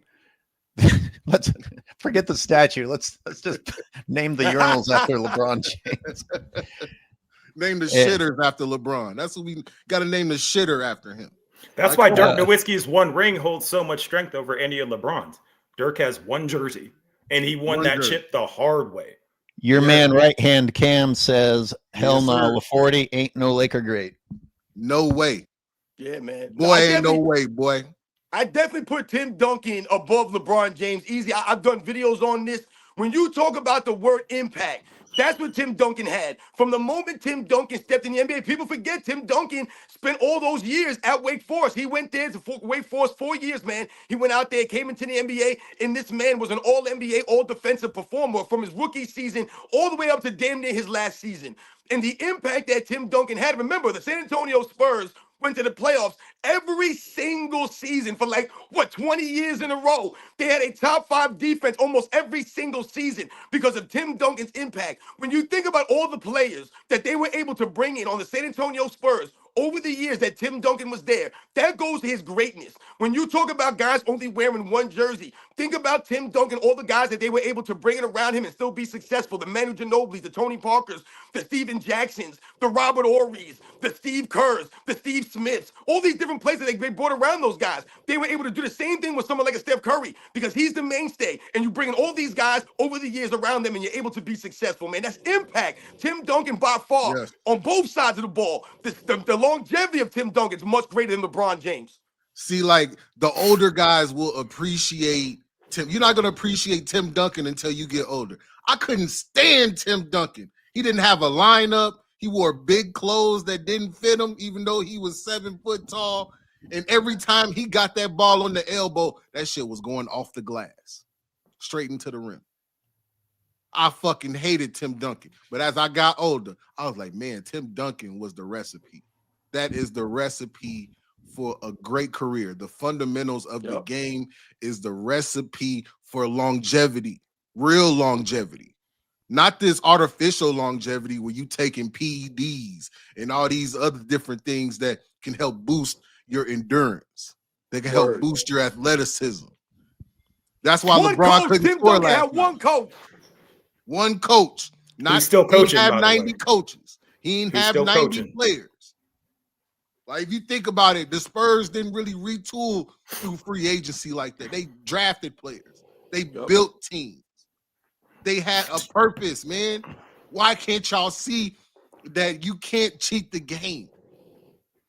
You cannot cheat this game. The basketball guys will not allow you to cheat the game. 2 players since the NBA-ABA merger, 76 and 77, were all NBA first team as rookie, Larry Bird and Tim Duncan. Thank you for that bit of information, Jesse Gladsaget. And thank you for the super chat. Man, we got some historians in here. I need that. So that's what I'm saying, man. Speaking of Larry Bird, maybe we'll do this next week. I'd like to talk about that Celtics show next week and talking about, putting business above ethnicity. We were talking about Europeans can't be the face and whatnot. It's really interesting looking back at Bill Russell's beginning in the league and the things that were going on in the nation. As Robin, as you'll point out, like people actually facing true hate and racism. That had to be quite the strange experience in Boston, but maybe we'll save that for another show since we've been going on for a while. You know what's interesting about that super chat right there? You think about Larry Bird and Tim Duncan, guys that went to college, man. Yep. Yes, sir. True. And to kind of talk about the Bill Russell situation, like imagine the type of, real racism he had to go through in the 70s inside of Boston, right? And now you think about LeBron James in the year 2020s complaining about or fabricating somebody spray paint nigger on his motherfucking gate. Are you kidding? You know how embarrassing and disrespectful that is to somebody like Bill Russell who really had to go through stuff like this. This is what we're talking about, man. This fake social justice warrior. Did that happen? Did that happen first, or when Buddy lied and told everybody those two dudes tried to hang him outside a Subway? What was dude's name off the singer? Jesse Smollett. Did the Jesse Smollett thing happen first, or the fake LeBron N-word on the door thing happen first? I don't know. I need to go back and look. There was never a police report for that N-word on the door. Never a police report and never any proof of any kind. Yep. And not one person nobody said, oh, maybe that's not true. If we go back to Uncut Hoops' video and the Carmelo Anthony soundbite, I'm going to expose myself. Maybe it was me being an insecure white guy, but when Carmelo said, this is our sport and dropped the N-bomb, like, I almost felt like he was saying it was black people's sport, not American people's sport. Nah, that's what he was saying, for sure. That's what he was saying. Okay, fucking white people started basketball. Well, Does he he's not know that? stupid. He's dumb. He's dumb. It's like when you tell people Stan Lee had something to do with the Black Panthers. They're like, what do you mean? I don't understand. People don't grasp things. He meant exactly what Zay said. It's coded language. He just doesn't have the balls to come out and say it. I wish one of them would say like, yo, no, go ahead and say it, fuck man. with black people. Like I like, this is our sport, but no, it's left up to interpretation, AOH, for somebody like yourself who's white, because if you comment on it, AOH, if you happen to have anything to say negative about it, you're racist. That's what you will be told for the rest of your life. It's also an easy way for me to take. So, I don't want to just jump on it, but it sounded like it. And I guess to be historically accurate, there's records of Mayans putting up baskets and playing basketball using human heads. Right. I mean, listen, I think it goes back to what we were talking about. That's actually interesting. What we were talking about with these guys not knowing how to speak. When you listen to some of these guys speak as if they're on the block with their homeboys and they're just talking slang, drinking some beers, shooting pool, or, playing dice or playing dominoes or something. So they use this jargon like the N-word after they speak. I don't know why. To me, it's cringe as hell, man. But this is what they're saying.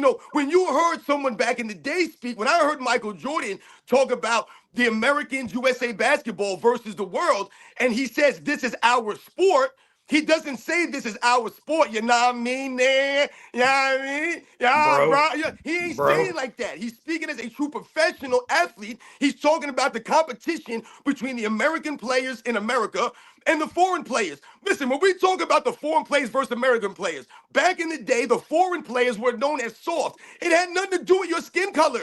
You were just soft. The soccer players, European guys were known as soccer players, and soccer players were known for flopping. That's what they were known to do. It had nothing to do with what country you were from, and you could get beat up, and you guys never won a war, and blah, blah, blah, blah, blah. You were soft because of the sport you played and how we interpreted your sport and the way you guys went out there and carried yourself for that sport. But the Americans were known as what? Remember Charles Barkley? He was known as what? The angry, loud Americans. That's what we were known for. The attitude, the aggression, blue-collar attitude, a lot of pride. Y'all ain't going to come in here and take our sport. Y'all ain't going to come in here and kick our butt. Y'all ain't going to come in here and push that around. Nah, man, we're going to bring it to y'all because that's America. That's what we're known for, standing up for things. That's why everybody comes here, man, because we stand up supposedly and allow people to have the freedoms that these other countries won't allow them to have. That's why they come. They got nothing to do with black and white. That's what we're supposed to be talking about. These guys don't know how to talk, man. And Charles Barkley, peeps this. Charles Barkley, who represented us poorly, you know, the bad representative, you never would have heard him dropping the N-bomb and speaking that way. I'll take Charles Barkley representing the country 1,000,000 times over.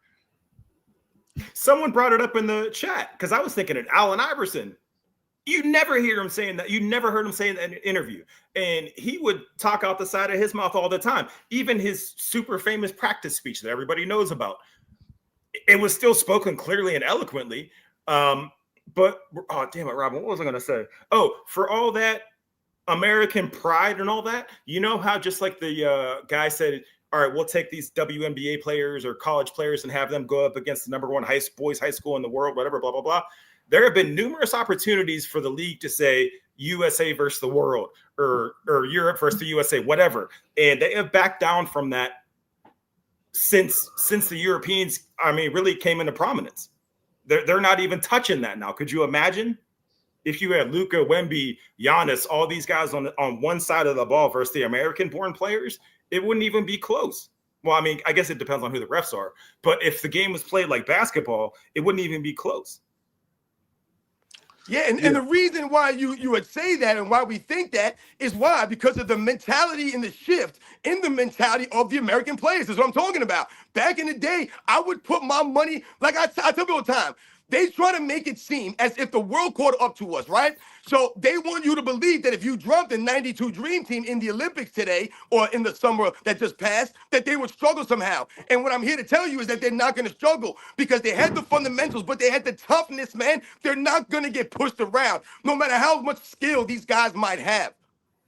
See, I think the difference is, too, like today, you know, players of before, there were emphasis on fundamentals. No matter if you played for a white coach or a black coach, you were being taught the same consistent way of playing basketball. These guys today, these AAU coaches, these guys who might be drug dealers, gang bangers, they starting teams and they're thinking that, okay, if I hand him some money, let's hand him some money, he'll play for me. It's become more about money because we've become so disenfranchised that we all we thinking about is playing for the money. We trying to get the money. We trying to take care of grandma. We trying to take care of mama, aunties, etc. That is what the difference is in today. And our players are suffering the lack of fundamentals of the game because we might start be on the AAU team where we're the best player and all we doing is just chucking up shots the whole game. That's not really getting us better. That's showcasing us, showing that we can score, but we're not fundamentally gaining the fundamentals that we need. We got a super chat. Mike didn't have a Kyrie who averaged 29 points per game in 2017, like LeBron. But they say Scotty saved Jordan. Man, I started a video and forgot all about it. Thanks for the reminder about how stupid it is to say.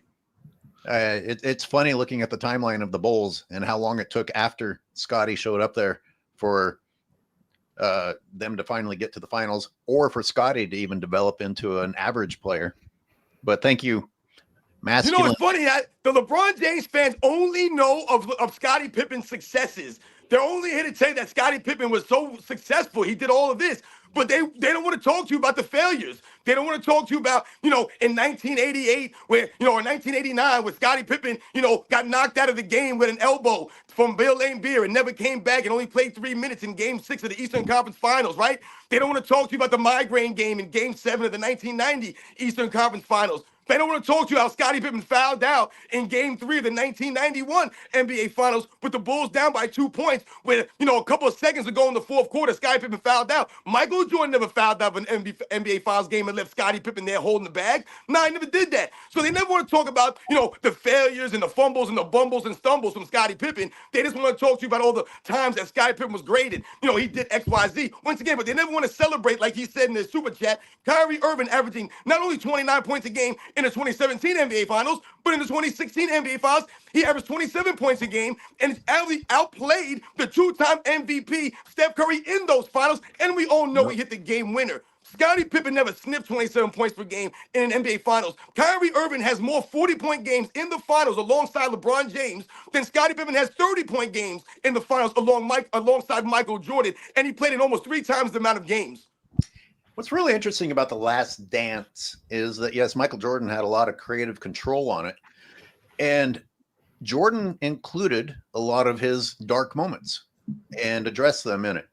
But when I started ripping on Scotty, I called the series The Last Compliment because they gave Scotty a lot of credit in that film. I mean, a lot. And they pointed out a couple of things that he did wrong. And then Scotty was upset that he was portrayed badly. And I did a short on this. I'm like, what did Scotty think that the cameras and the microphones and the makeup crew and the release forms were about? Like, what the fuck do you think you answering questions about you sitting out when you... He might have had other stuff on his mind, though, to be fair. I'm He was losing his family. He was losing his family at the time. If you can't concentrate on the documentary crew at that moment, then you have some severe problems. Oh, They were sorry. playing Future in the background. You sound getting like his a hair hurt braided. dog. Oh, I'm sorry, guys. It's Thanos so funny snap to me how feminism. people were upset that everyone, oh man, I can't believe that Michael Jordan pumped himself up in The Last Dance. These guys were like, you remember Horace Grant, Scottie Pippen, and Luke Longley. These guys went on like a tour with these guys, and they went around talking about The Last Dance. Like, I mean, come on, guys, you guys they are went kidding on me, man. You guys know it was Michael Jordan and everybody else. They went on a fucking player haters tour, man. They had a players hater ball to disrespect Michael Jordan in The Last Dance. The nerve of them. Some of the Australians that watch my channel wrote in, they went to it and they were like, yeah, it wasn't all that. It was basically an expensive dinner. They didn't have anything to reveal. Yeah. Luke Longley never really talked shit, which which would have been weird. I didn't think that he would. Yeah. In fact, in that soundbite where what's his name tries to talk tough, this is how impactful he was. I'm forgetting his name. The rebounder for the Bulls. What's Armstrong? Huh? Not Armstrong. Who, Grant? Grant. Fucking Horace Grant. Horace Grant was talking that he would manhandle Dennis Rodman. And Luke Longley says, I'd like to see that. So Luke Longley even called them out on their bullshit. Yeah. He's like, come on. You don't even know what you're saying. See, once again, if you go back and you remember, you go back now and watch the games between the Detroit Pistons, 88, 89, 1990, and 1991. And what you'll see is a drastic shift over those four series between Horace Grant, Scottie Pippen, and the mentality versus the Detroit Pistons. And what you'll notice during those series is Michael Jordan's leadership, the big brother mentality that he had for those guys. He had to, once again, pick those guys up off the ground. I remember a play, and Horace Grant talked about this play, where he took an elbow. I can't remember who it was from. He took an elbow from one of the Detroit Pistons players in the 91 Eastern Conference Finals.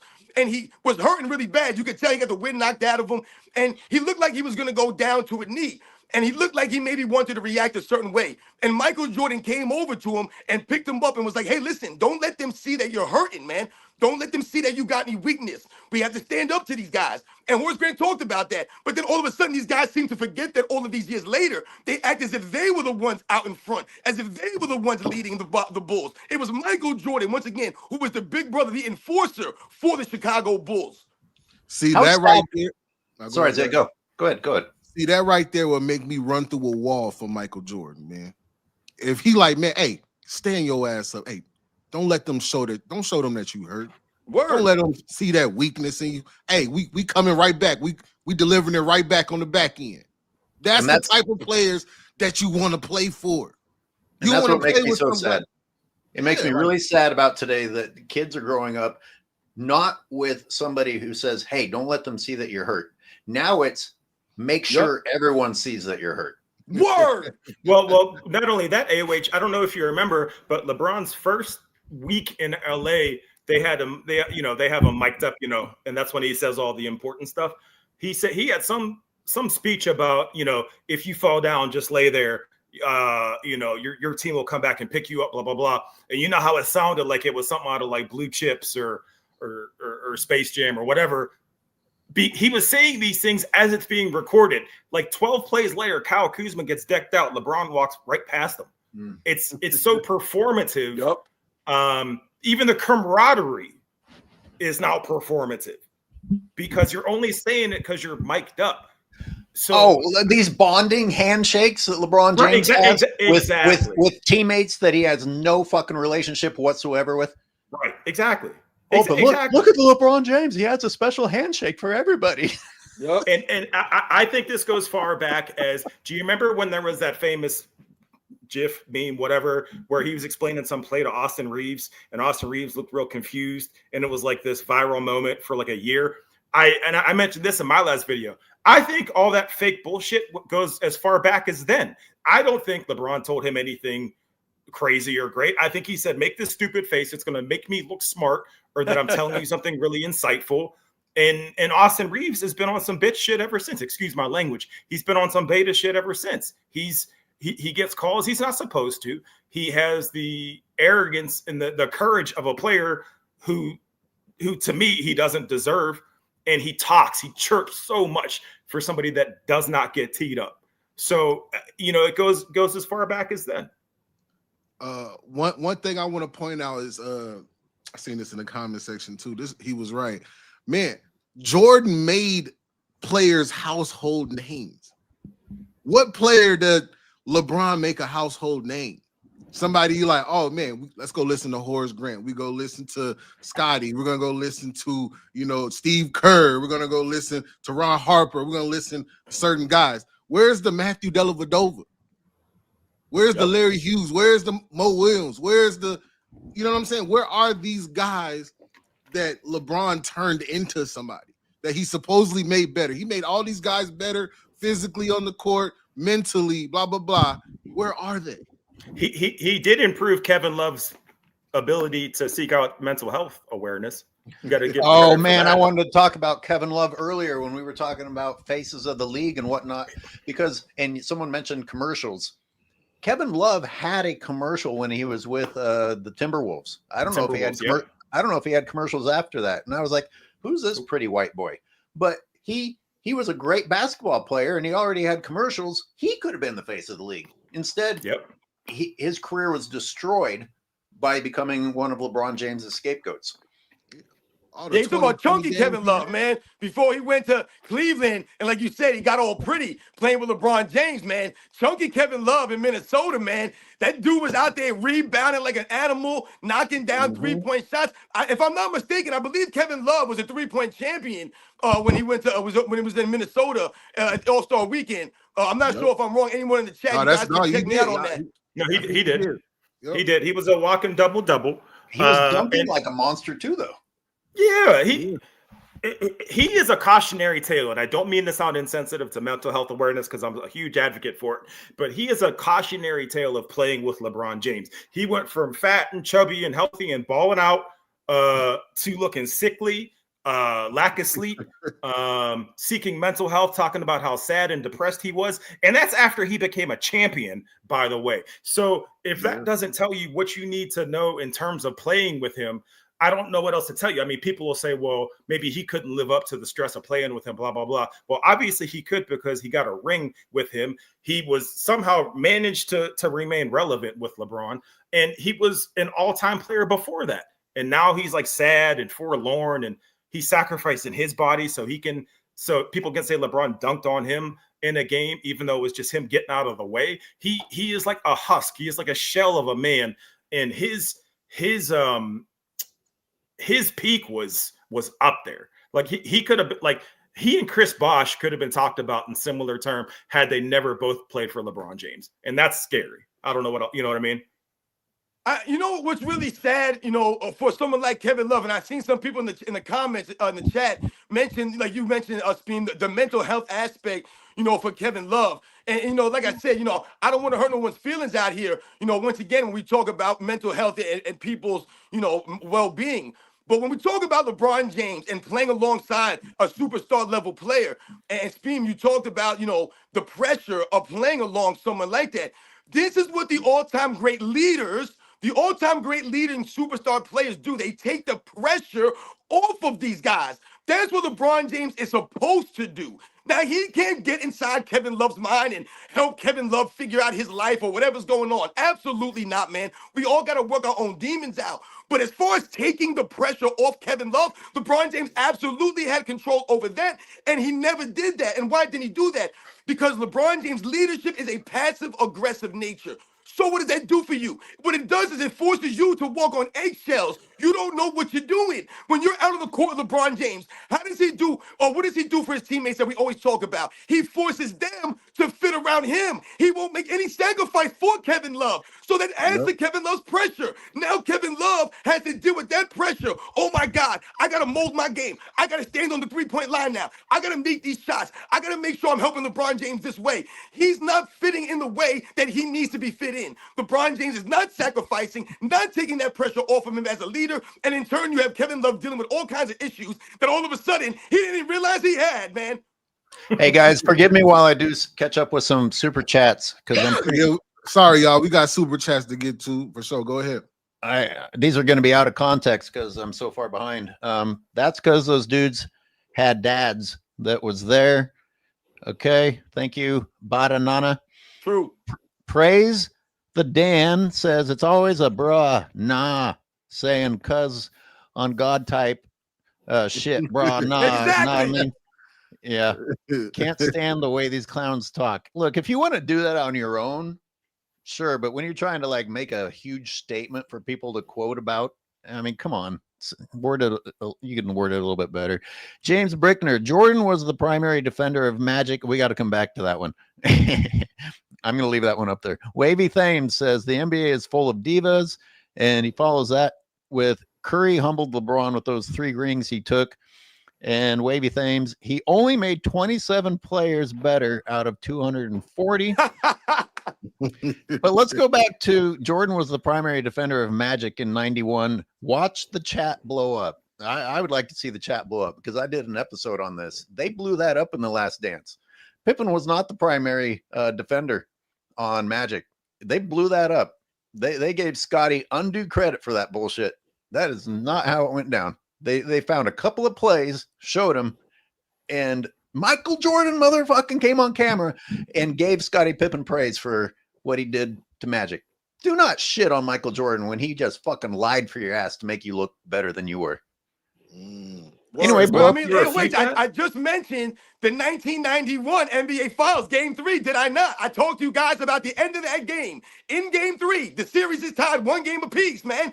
Scottie Pippen gets fouled on an N1 with Vlade Divac. Vlade Divac hit an N1. Scottie Pippen fouls out of the game and puts the Lakers up by 2 points with 9.4 seconds left. Scottie Pippen's out the game. So Michael Jordan hits the game-tying shot, of course, because that's what Michael Jordan does, right? And then he leads the Bulls to a victory over Magic Johnson. He shuts Magic Johnson and holds him to 0 points, 0 assists in overtime. And the Bulls win Game 3, go up 2-1. The rest is history, man. So when we talk about, the 91 finals and Michael Jordan guarding Magic Johnson or Scottie Pippen, what the Bulls did was a strategic thing to mix and match Michael Jordan and Scottie Pippen on Magic Johnson from certain times of the game. What I want a lot of people to understand, and let's once again give the credit where it belongs. Magic Johnson is an all-time great. When people try to make it seem as if Michael Jordan struggling guarding Magic Johnson or this or that, if he did or he didn't is irrelevant. He's Magic Johnson, damn it. So, of course, you're going to have a hard time guarding Magic Johnson, no matter who you are. Amen. You're killing them, man. Yeah, I'm watching these people got something to say about it. Hey, we could wrap this up. It was a pretty good episode. Appreciate you guys being here, unless you want to do your fanboy time at the end of the day. Oh, fanboys, where are you? You gonna take on fanboys without any sleep, Zay? Oh yeah, fanboys, come on in here. Let's see you explain what happened last night. Does any fanboy want to explain this belt to ass? Where are you? By the way, we do get one that calls in, or at least he called in the last 2 weeks. I forget his name. I don't know if he's in the chat. Tyrese. What is it? Tyson Tyson, yeah. He's always pretty good to go back and forth with. I didn't see him in there though.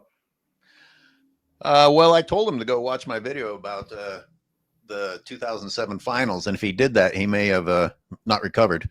You might have a change of heart. Yeah. D with Julius Irving is the GOAT. Jordan only in the debate because his fans were on crack. That's a weird one. That's Wait, hilarious. can you repeat that? Top 10. If it wasn't for Dr. J, we'd have no Michael Jordan. If it wasn't for Elgin Baylor, we'd have no Dr. J. Shout out to Dr. J, man, and the icon. To me, he's a Mount Rushmore player, but I don't know how he can say that Jordan's only in the debate because the fans are on crack. See, once again, whenever you doggone like that, I think you're a LeBron James fan disguising yourself as a Dr. J fan. There's no real Dr. J fan that talks like that. That's a fact, man. Jordan just did things that it's just not heard of. You know what I mean? Video game like shit. LeBron sitting out these last couple of weeks was great timing for me because I needed to work on other things. But I did say when I saw the Lakers starting to win, I was like, can't wait for LeBron to come back and fuck all that up. What did he do? Right on time. Against the Bulls. Come on. They look like the 96 Bulls last night. And I wasn't wrong. Luka had over 30, right? No, Luka had 29 at half, finished the game with 34. That's happened? insane. What happened? He watched Space Jam 2 at halftime. You see why you don't bet on out there. We got a caller. It's Wavy Thames. Yo, what up? What up? Y'all can hear me? Oh shit, I see Dallas waiting there too. My bad. Sorry, I'm new to this interface. Wavy, speak. What's going on, y'all? Y'all can hear me? Yeah, what's Kinda. good? Go ahead. Yeah, man. Yeah, you underwater. What a beating last night, huh? That 145, huh? Nah. My thing is, man, like whoever's saying that Jordan fans is crackheads, man, y'all dudes on that mess, man. Y'all dudes is on that mess, man. Especially if you jacking all that LeBron Lakers stuff, man, you definitely on mess, man. Too many tangibles. Yeah. Is there any chance that he meant that Dr. J's fans were on crack so they didn't support him properly? No, Jay was before crack. That would have been cocaine. Dr. J came before crack. That whole era, there was full of them when they was balling. No complaints or nothing. Now, that would be a weirdly specific complaint too. Dallas. Dallas, you're on. What up, fellas? How y'all doing today? What's good, Dallas? What's good? What up? Not much. I'm gonna be real quick. This is in defense of MJ because I still think MJ is kind of underrated because he was so great in the time that he played. But I think it's telling that every time someone breaks a significant record, you see his name on the screen. So even as great as SGA has been, when they put his name on the screen against the great Michael Jordan, name always comes up. And I asked LeBron fans, why does LeBron name never comes up when you have these fantastic stats like whole playoffs, 40 points in 6 consecutive games? He's never on those lists. In nowhere, assists, rebounds, it may be cumulative, but it's never like a single season. It's never anything that's just really like crazy. Like Jordan hit you with the crazy shit, like finals where he got not a fake average 40 a game, an actual I'm gonna score 40 every game in this finals. Yep. You know what I mean? So with Michael, it's kind of like he was so great that he almost doesn't get credit. Like doesn't get credit for being a good rebounder, doesn't get credit for being a great defender. You know, even a great passer, just a complete all-around ball player. And then on top of that, it goes to show his greatness was elevated by the people that he played with. He had to be that great to beat Detroit, beat Boston, beat Magic. Like that's how good Dr. J, that's how good those guys were. Like you couldn't come in as an individual scorer, one-dimensional player and beat those teams. Because they didn't give you easy ways out. Like today, teams keep you in the game because no matter what, they're gonna keep shooting threes, even if they're up by 25. Whereas back then, if you're up by 10 and you got 8 minutes to go, you're probably not gonna beat an 85 Boston Celtics team or an 80s Lakers. Any one of those teams, they're not losing that lead. They don't care if the fans watching are bored. They don't care. We're gonna win this game, whether we just pass to the big man and just live off that for the rest of the game. So I say all that to say those are the things that when you talk about MJ and people forget, they think they know, but it's like, nah, this dude was really like that. He was really that guy. Like it was. That's why the NBA is still suffering, because they keep trying to find a guy that has all of those elements, and it's just you're just not gonna get it. You just got to be okay with what you got and see what happens. See what that develops into. I mean, I've talked about how much. Thanks, Dallas. I've talked about how much The Last Dance actually left out. You know, it was a pretty balanced. People were like, "Oh, it's a Jordan," you know, celebrating himself. It was pretty balanced. It told a well-rounded story, and Jordan's had so many insanely incredible moments throughout his career that they left out. You could have a second or a third Last Dance series. So, you know, if people think that this was just to show only my good moments, well, that's just not true at all. Well, You know, also, go ahead, Speed. real quick. Shout out to the Homestead Grays Dallas. That hat is dope. For starters, what you're describing sounds a lot to me like how, if you're a comic book fan, the MCU, when it first hit the scene, they organically brought all these characters together over the course of 10 years, right? And then next thing you know, you have Avengers Infinity War, Avengers Endgame, if you're a film fan. And those movies were great. They sold great because they were made organically, right? But then if you go to DC and you see how they do things, right? They try to force an Aquaman movie on you, force a Justice League movie on you, force all these characters on you in a non-organic way, you're going to get products that might be less. I think that kind of seems to me like what you're describing. They're trying so hard to force this action that it has no chance of ever forming, because it's never going to happen. Like it's never going to organically happen. So I always liken that to like the MCU versus DC, whereas Infinity War and Endgame, everyone seems to love because they grew with those characters. They grew with those storylines over the course of a decade and more, versus this kind of just thing being shoved down our throat. Man, that was a great. I mean, I know y'all doing the show. I got to respond to that though, but that was a great analogy, Speed. I mean, that's right.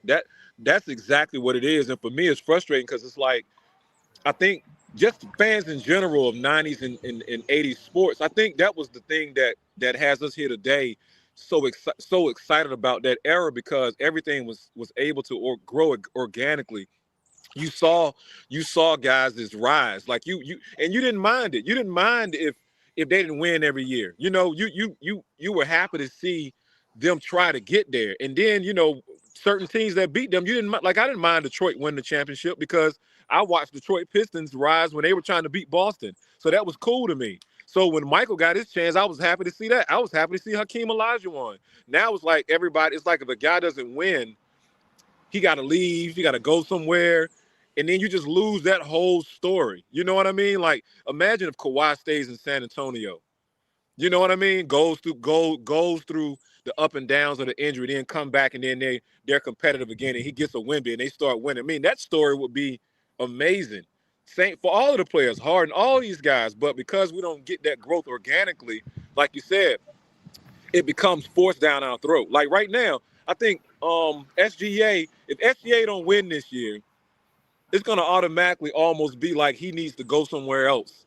They're going to already start trying to change that when it may take OKC a good 4 years to just build that roster perfectly where they just win, consistently winning championships. So, but yeah, I ain't going to talk y'all guys' head off. I'm going to sit back and check y'all out. Appreciate it, Dallas. Good to hear from you. Yes, sir. Yeah, I wanted to touch on what Dallas said and related to something that Zay said before when he brought up how Michael Jordan made players household names. What Dallas was talking about was he's talking about how he still thinks that Michael Jordan is really kind of underrated, kind of underappreciated. And I think when you think about the impact and you think about, like I said, what Zay meant about household names, I was listening to a clip of Vernon Maxwell the other day I saw on social media. And Vernon Maxwell was talking, and I did a video, and I talked about this in the video.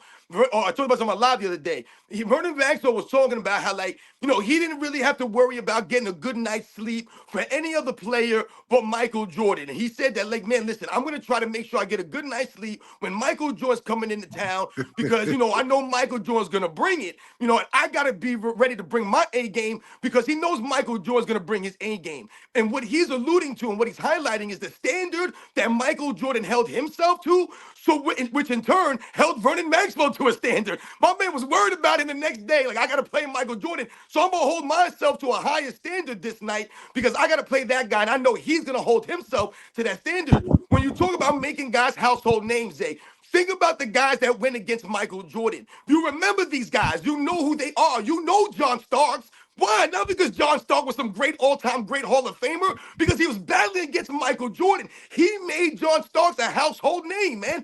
All these other guys, Gerald Wilkins was known as the Jordan Stopper. He was a household name because he was Gerald Wilkins, because he was going against Michael Jordan. All of these guys, Reggie Miller, Clyde Drexler, they all benefited from going at Michael Jordan, going against him. The standard that he held was once again impacted all the other guys in the league, man. Let me shout out Wavy Thames. He says, I've seen an old Jordan lock down Vince Carter. And McZuggins, who brought some great data for us earlier in the show. MJ went 82 games in 9 out of 13 full seasons. Iron Man, LeBron James, 1 out of 20. Just putting that out there. Yeah. I mean, LeBron's sitting in and out of games whenever he wants to, dancing on the sidelines and then resting. And he's that whole Iron Man and defeating Father Time bullshit was going on at the exact same time that guy was load managing like nobody's business. You can go back and look on social media and find all the posts that congratulated him for playing all 82 also. And we must also remember the effort that Michael Jordan's giving on the basketball court, the effort that Larry Bird gave on the court, the effort that Jerry West, the effort that Bill Russell gave, the effort that we saw Kobe Bryant give on the court is much different than the effort that we see LeBron James give out there on the court, man, for the minutes that he's out there in the game. You guys, those are just garbage men goofs, Robin. You know that. You guys want to take more callers? I was going to ask you how long you plan on this thing going. I got to go pretty quick. Yeah, I got to roll soon. All right, Ben, you'll be the last caller then. All right, how you guys doing today? Yo, hello, what's sir. up? What up, Ben? What's on your mind? Can I ask a couple of questions? What do you guys think about the college players coming up today in the future when we have the next 5 to 10 years? You mean? Yeah, I mean, my opinion on the college players is I think that a lot of these guys should stay in the league, stay in college and play 3-4 years, develop, learn some of the fundamentals, learn some of the team game. And like I said, hopefully that will help improve the overall game, man.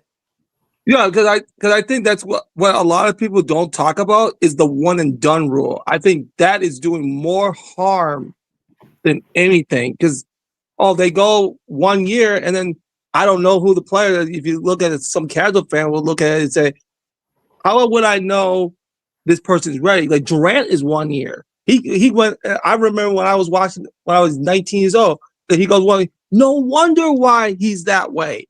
No wonder why they give us bad instance and they don't fight for nothing. That's why. And that's what I just wanted to say. Cool. Appreciate it. Thanks for calling in. No, you're right, man. You're right. It's a good point. They don't have to earn anything, especially with them getting what are those contracts called now? The guaranteed? No, like the ones in college where they can make money off their likeness or whatever. Like Angel Reese made like $1 million. NIL?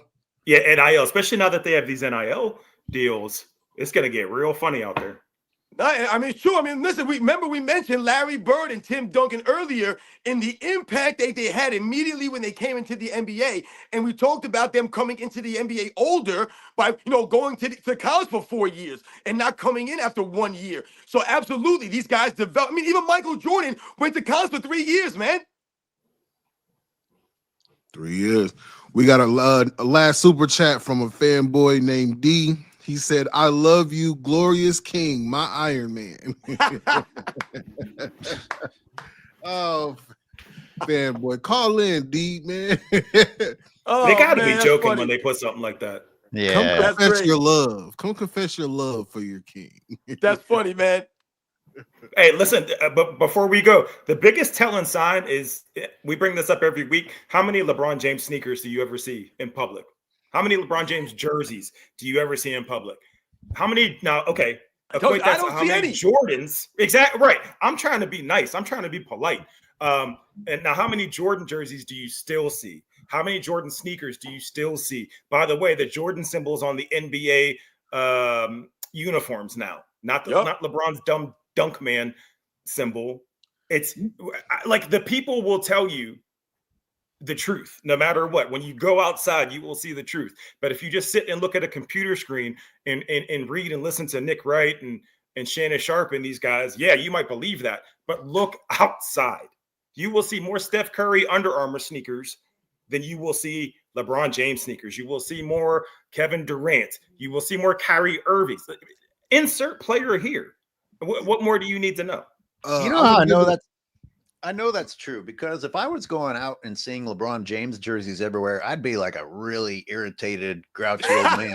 I mean, now that you mention it, I don't see them, and thank God. Right. Thank God. I'd be a fucking prick to be around if I was looking left and right and seeing LeBron James jerseys everywhere. Thank God it's really not happening. Hey, shout out to Millhouse Nevermind for the honcho. Big honcho. Basketball in the NBA is dead. We still love the game. We do love the game. That's but nice it's so hard to watch. One thing I want to say is that you know your shoes ain't shit when nobody is bootlegging them. Right. You can go into any corner store right now and find Jordans in the store. They might not be real, but you gonna find Jordans at the local corner store. You don't even see homeless men wearing LeBron. You see homeless men in Jordans. Like that. Where he get them at? I can't be seen wearing those. I can't be out here wearing those. That's what I appreciate every super chat. That is check. I don't want you thinking that's $4.30. It's not $100. Say, in case you still appreciate it. Still appreciate it. I do appreciate it. Basketball in NBA is dead, and we still love the game. And that's it. That's the problem. We love the game of basketball. What we're watching out there in the NBA is not basketball. It's not consistent basketball. It's a lot of weird stuff. Gentlemen, it was a pleasure. How much is that in USD? $4.30. $4.30. Oh, thank you, man. I seen that 100. It don't matter what it is, man. Much respect to all you guys, man, that send us the super chats, man. Thank you. Yeah, it is appreciated. Oh, wait. Speem, you got one from Dallas. What's your favorite Jordan to play in? He only wears them around his neck. He doesn't play. No, that's not true. No, when I play in them, I still play in them. I play in 13s. What's your answer? I play in 13s, actually. 13s, 29s, and 33s. Yo, I want everyone to think about it for a second. I want everybody to think about this. Michael Jordan played basketball at that level in Michael Jordan sneakers. Think about that. It ain't easy to play in Air Jordan 1s or 2s or 3s. This man was bowling in them joints. Yo, this is one giant piece of canvas. Can you imagine an athlete running up and down the court in the not even the prime of his career because he's still early? There's nothing to this but cloth and soul. You know what I mean? Like, it hurts walking in these. So I can't even imagine him playing. Like, man, that's such a good point. Yo, remember Jordan said that his feet were bleeding when he wore the original Jordans in his last game for the Bulls in MSG. After he finished that game, they were bleeding his feet, he said. B-Man, thank you for the super chat. I am just proud of you fellas for speaking the truth like you do. You guys are amazing, and I can't wait till you are all mainstream. God bless. Word. We're going to have to, society's going to have to soften up and allow me to do my Jackie Moon look to going mainstream. We got too many sensitive people out there that think that I'm only half black, but you have 100% of my permission to wear that afro, sir. It's not a see. People understand that curly hair comes on people who are not African. It's not an afro. It's just it's appropriate. You're racist. It's an afro. It's appropriation to me. It's cultural appropriation. You got a Bronny afro right now. Yeah. You guys are No, funny, but the man. sides aren't shaved. No, I'm fucking with you. Yeah, man. we need to end this thing. I'm not. Okay, yeah, I gotta get to Sunday it. afternoon. Yeah, talking no, about for your- real, man. Yo, shout yeah. out to everybody in the chat, man. Once again, man, I am truly humble, man. We always appreciate your guys' support, man. You guys always come through on the Sunday show. So once again, Speam, it was a pleasure as usual. Zay, man, keep doing your thing, man. You know, good luck on your latest video out there, belt to ass. I see you doing your thing, man. And shout out once again to my man, Nazar, the video footage, AOH, man. Thank you for holding it down for us today, as usual, man. Thank you very much, guys. I'll catch you guys on the next one, man. Yep, and we'll be looking forward to your video today, Zay. Thank you. I appreciate y'all. Thank you, Speam. Thank you, Sports Yep. and Fitness Rants. Thank you, AOH, for having me on. I appreciate y'all. Hey, chat, thank you for supporting us, showing us love, locking in with us. Fanboys, thank you for watching too, because we need you in here too. Fanboys, I don't never disrespect y'all like that. I appreciate y'all coming to the channel and getting converted. But And if anyone's channel is not monetized, like Steam Engine, hit up their Cash App. You got the It's Cash just App, mine. right? It's just Huh? mine. You don't have to make me feel shit about it. It's just mine. I'll put my Cash App in here. I'm the Well- only non-monetized channel. All right. Yo, shout out to Jim and Uncut Hoops and Dreamers Pro and Jordan versus LeBron, Go Cast Hoops. Everybody came through, man. Showed us love, man. All right, everybody. Happy Sunday. We're out. We all got Appreciate videos y'all. to make. all right.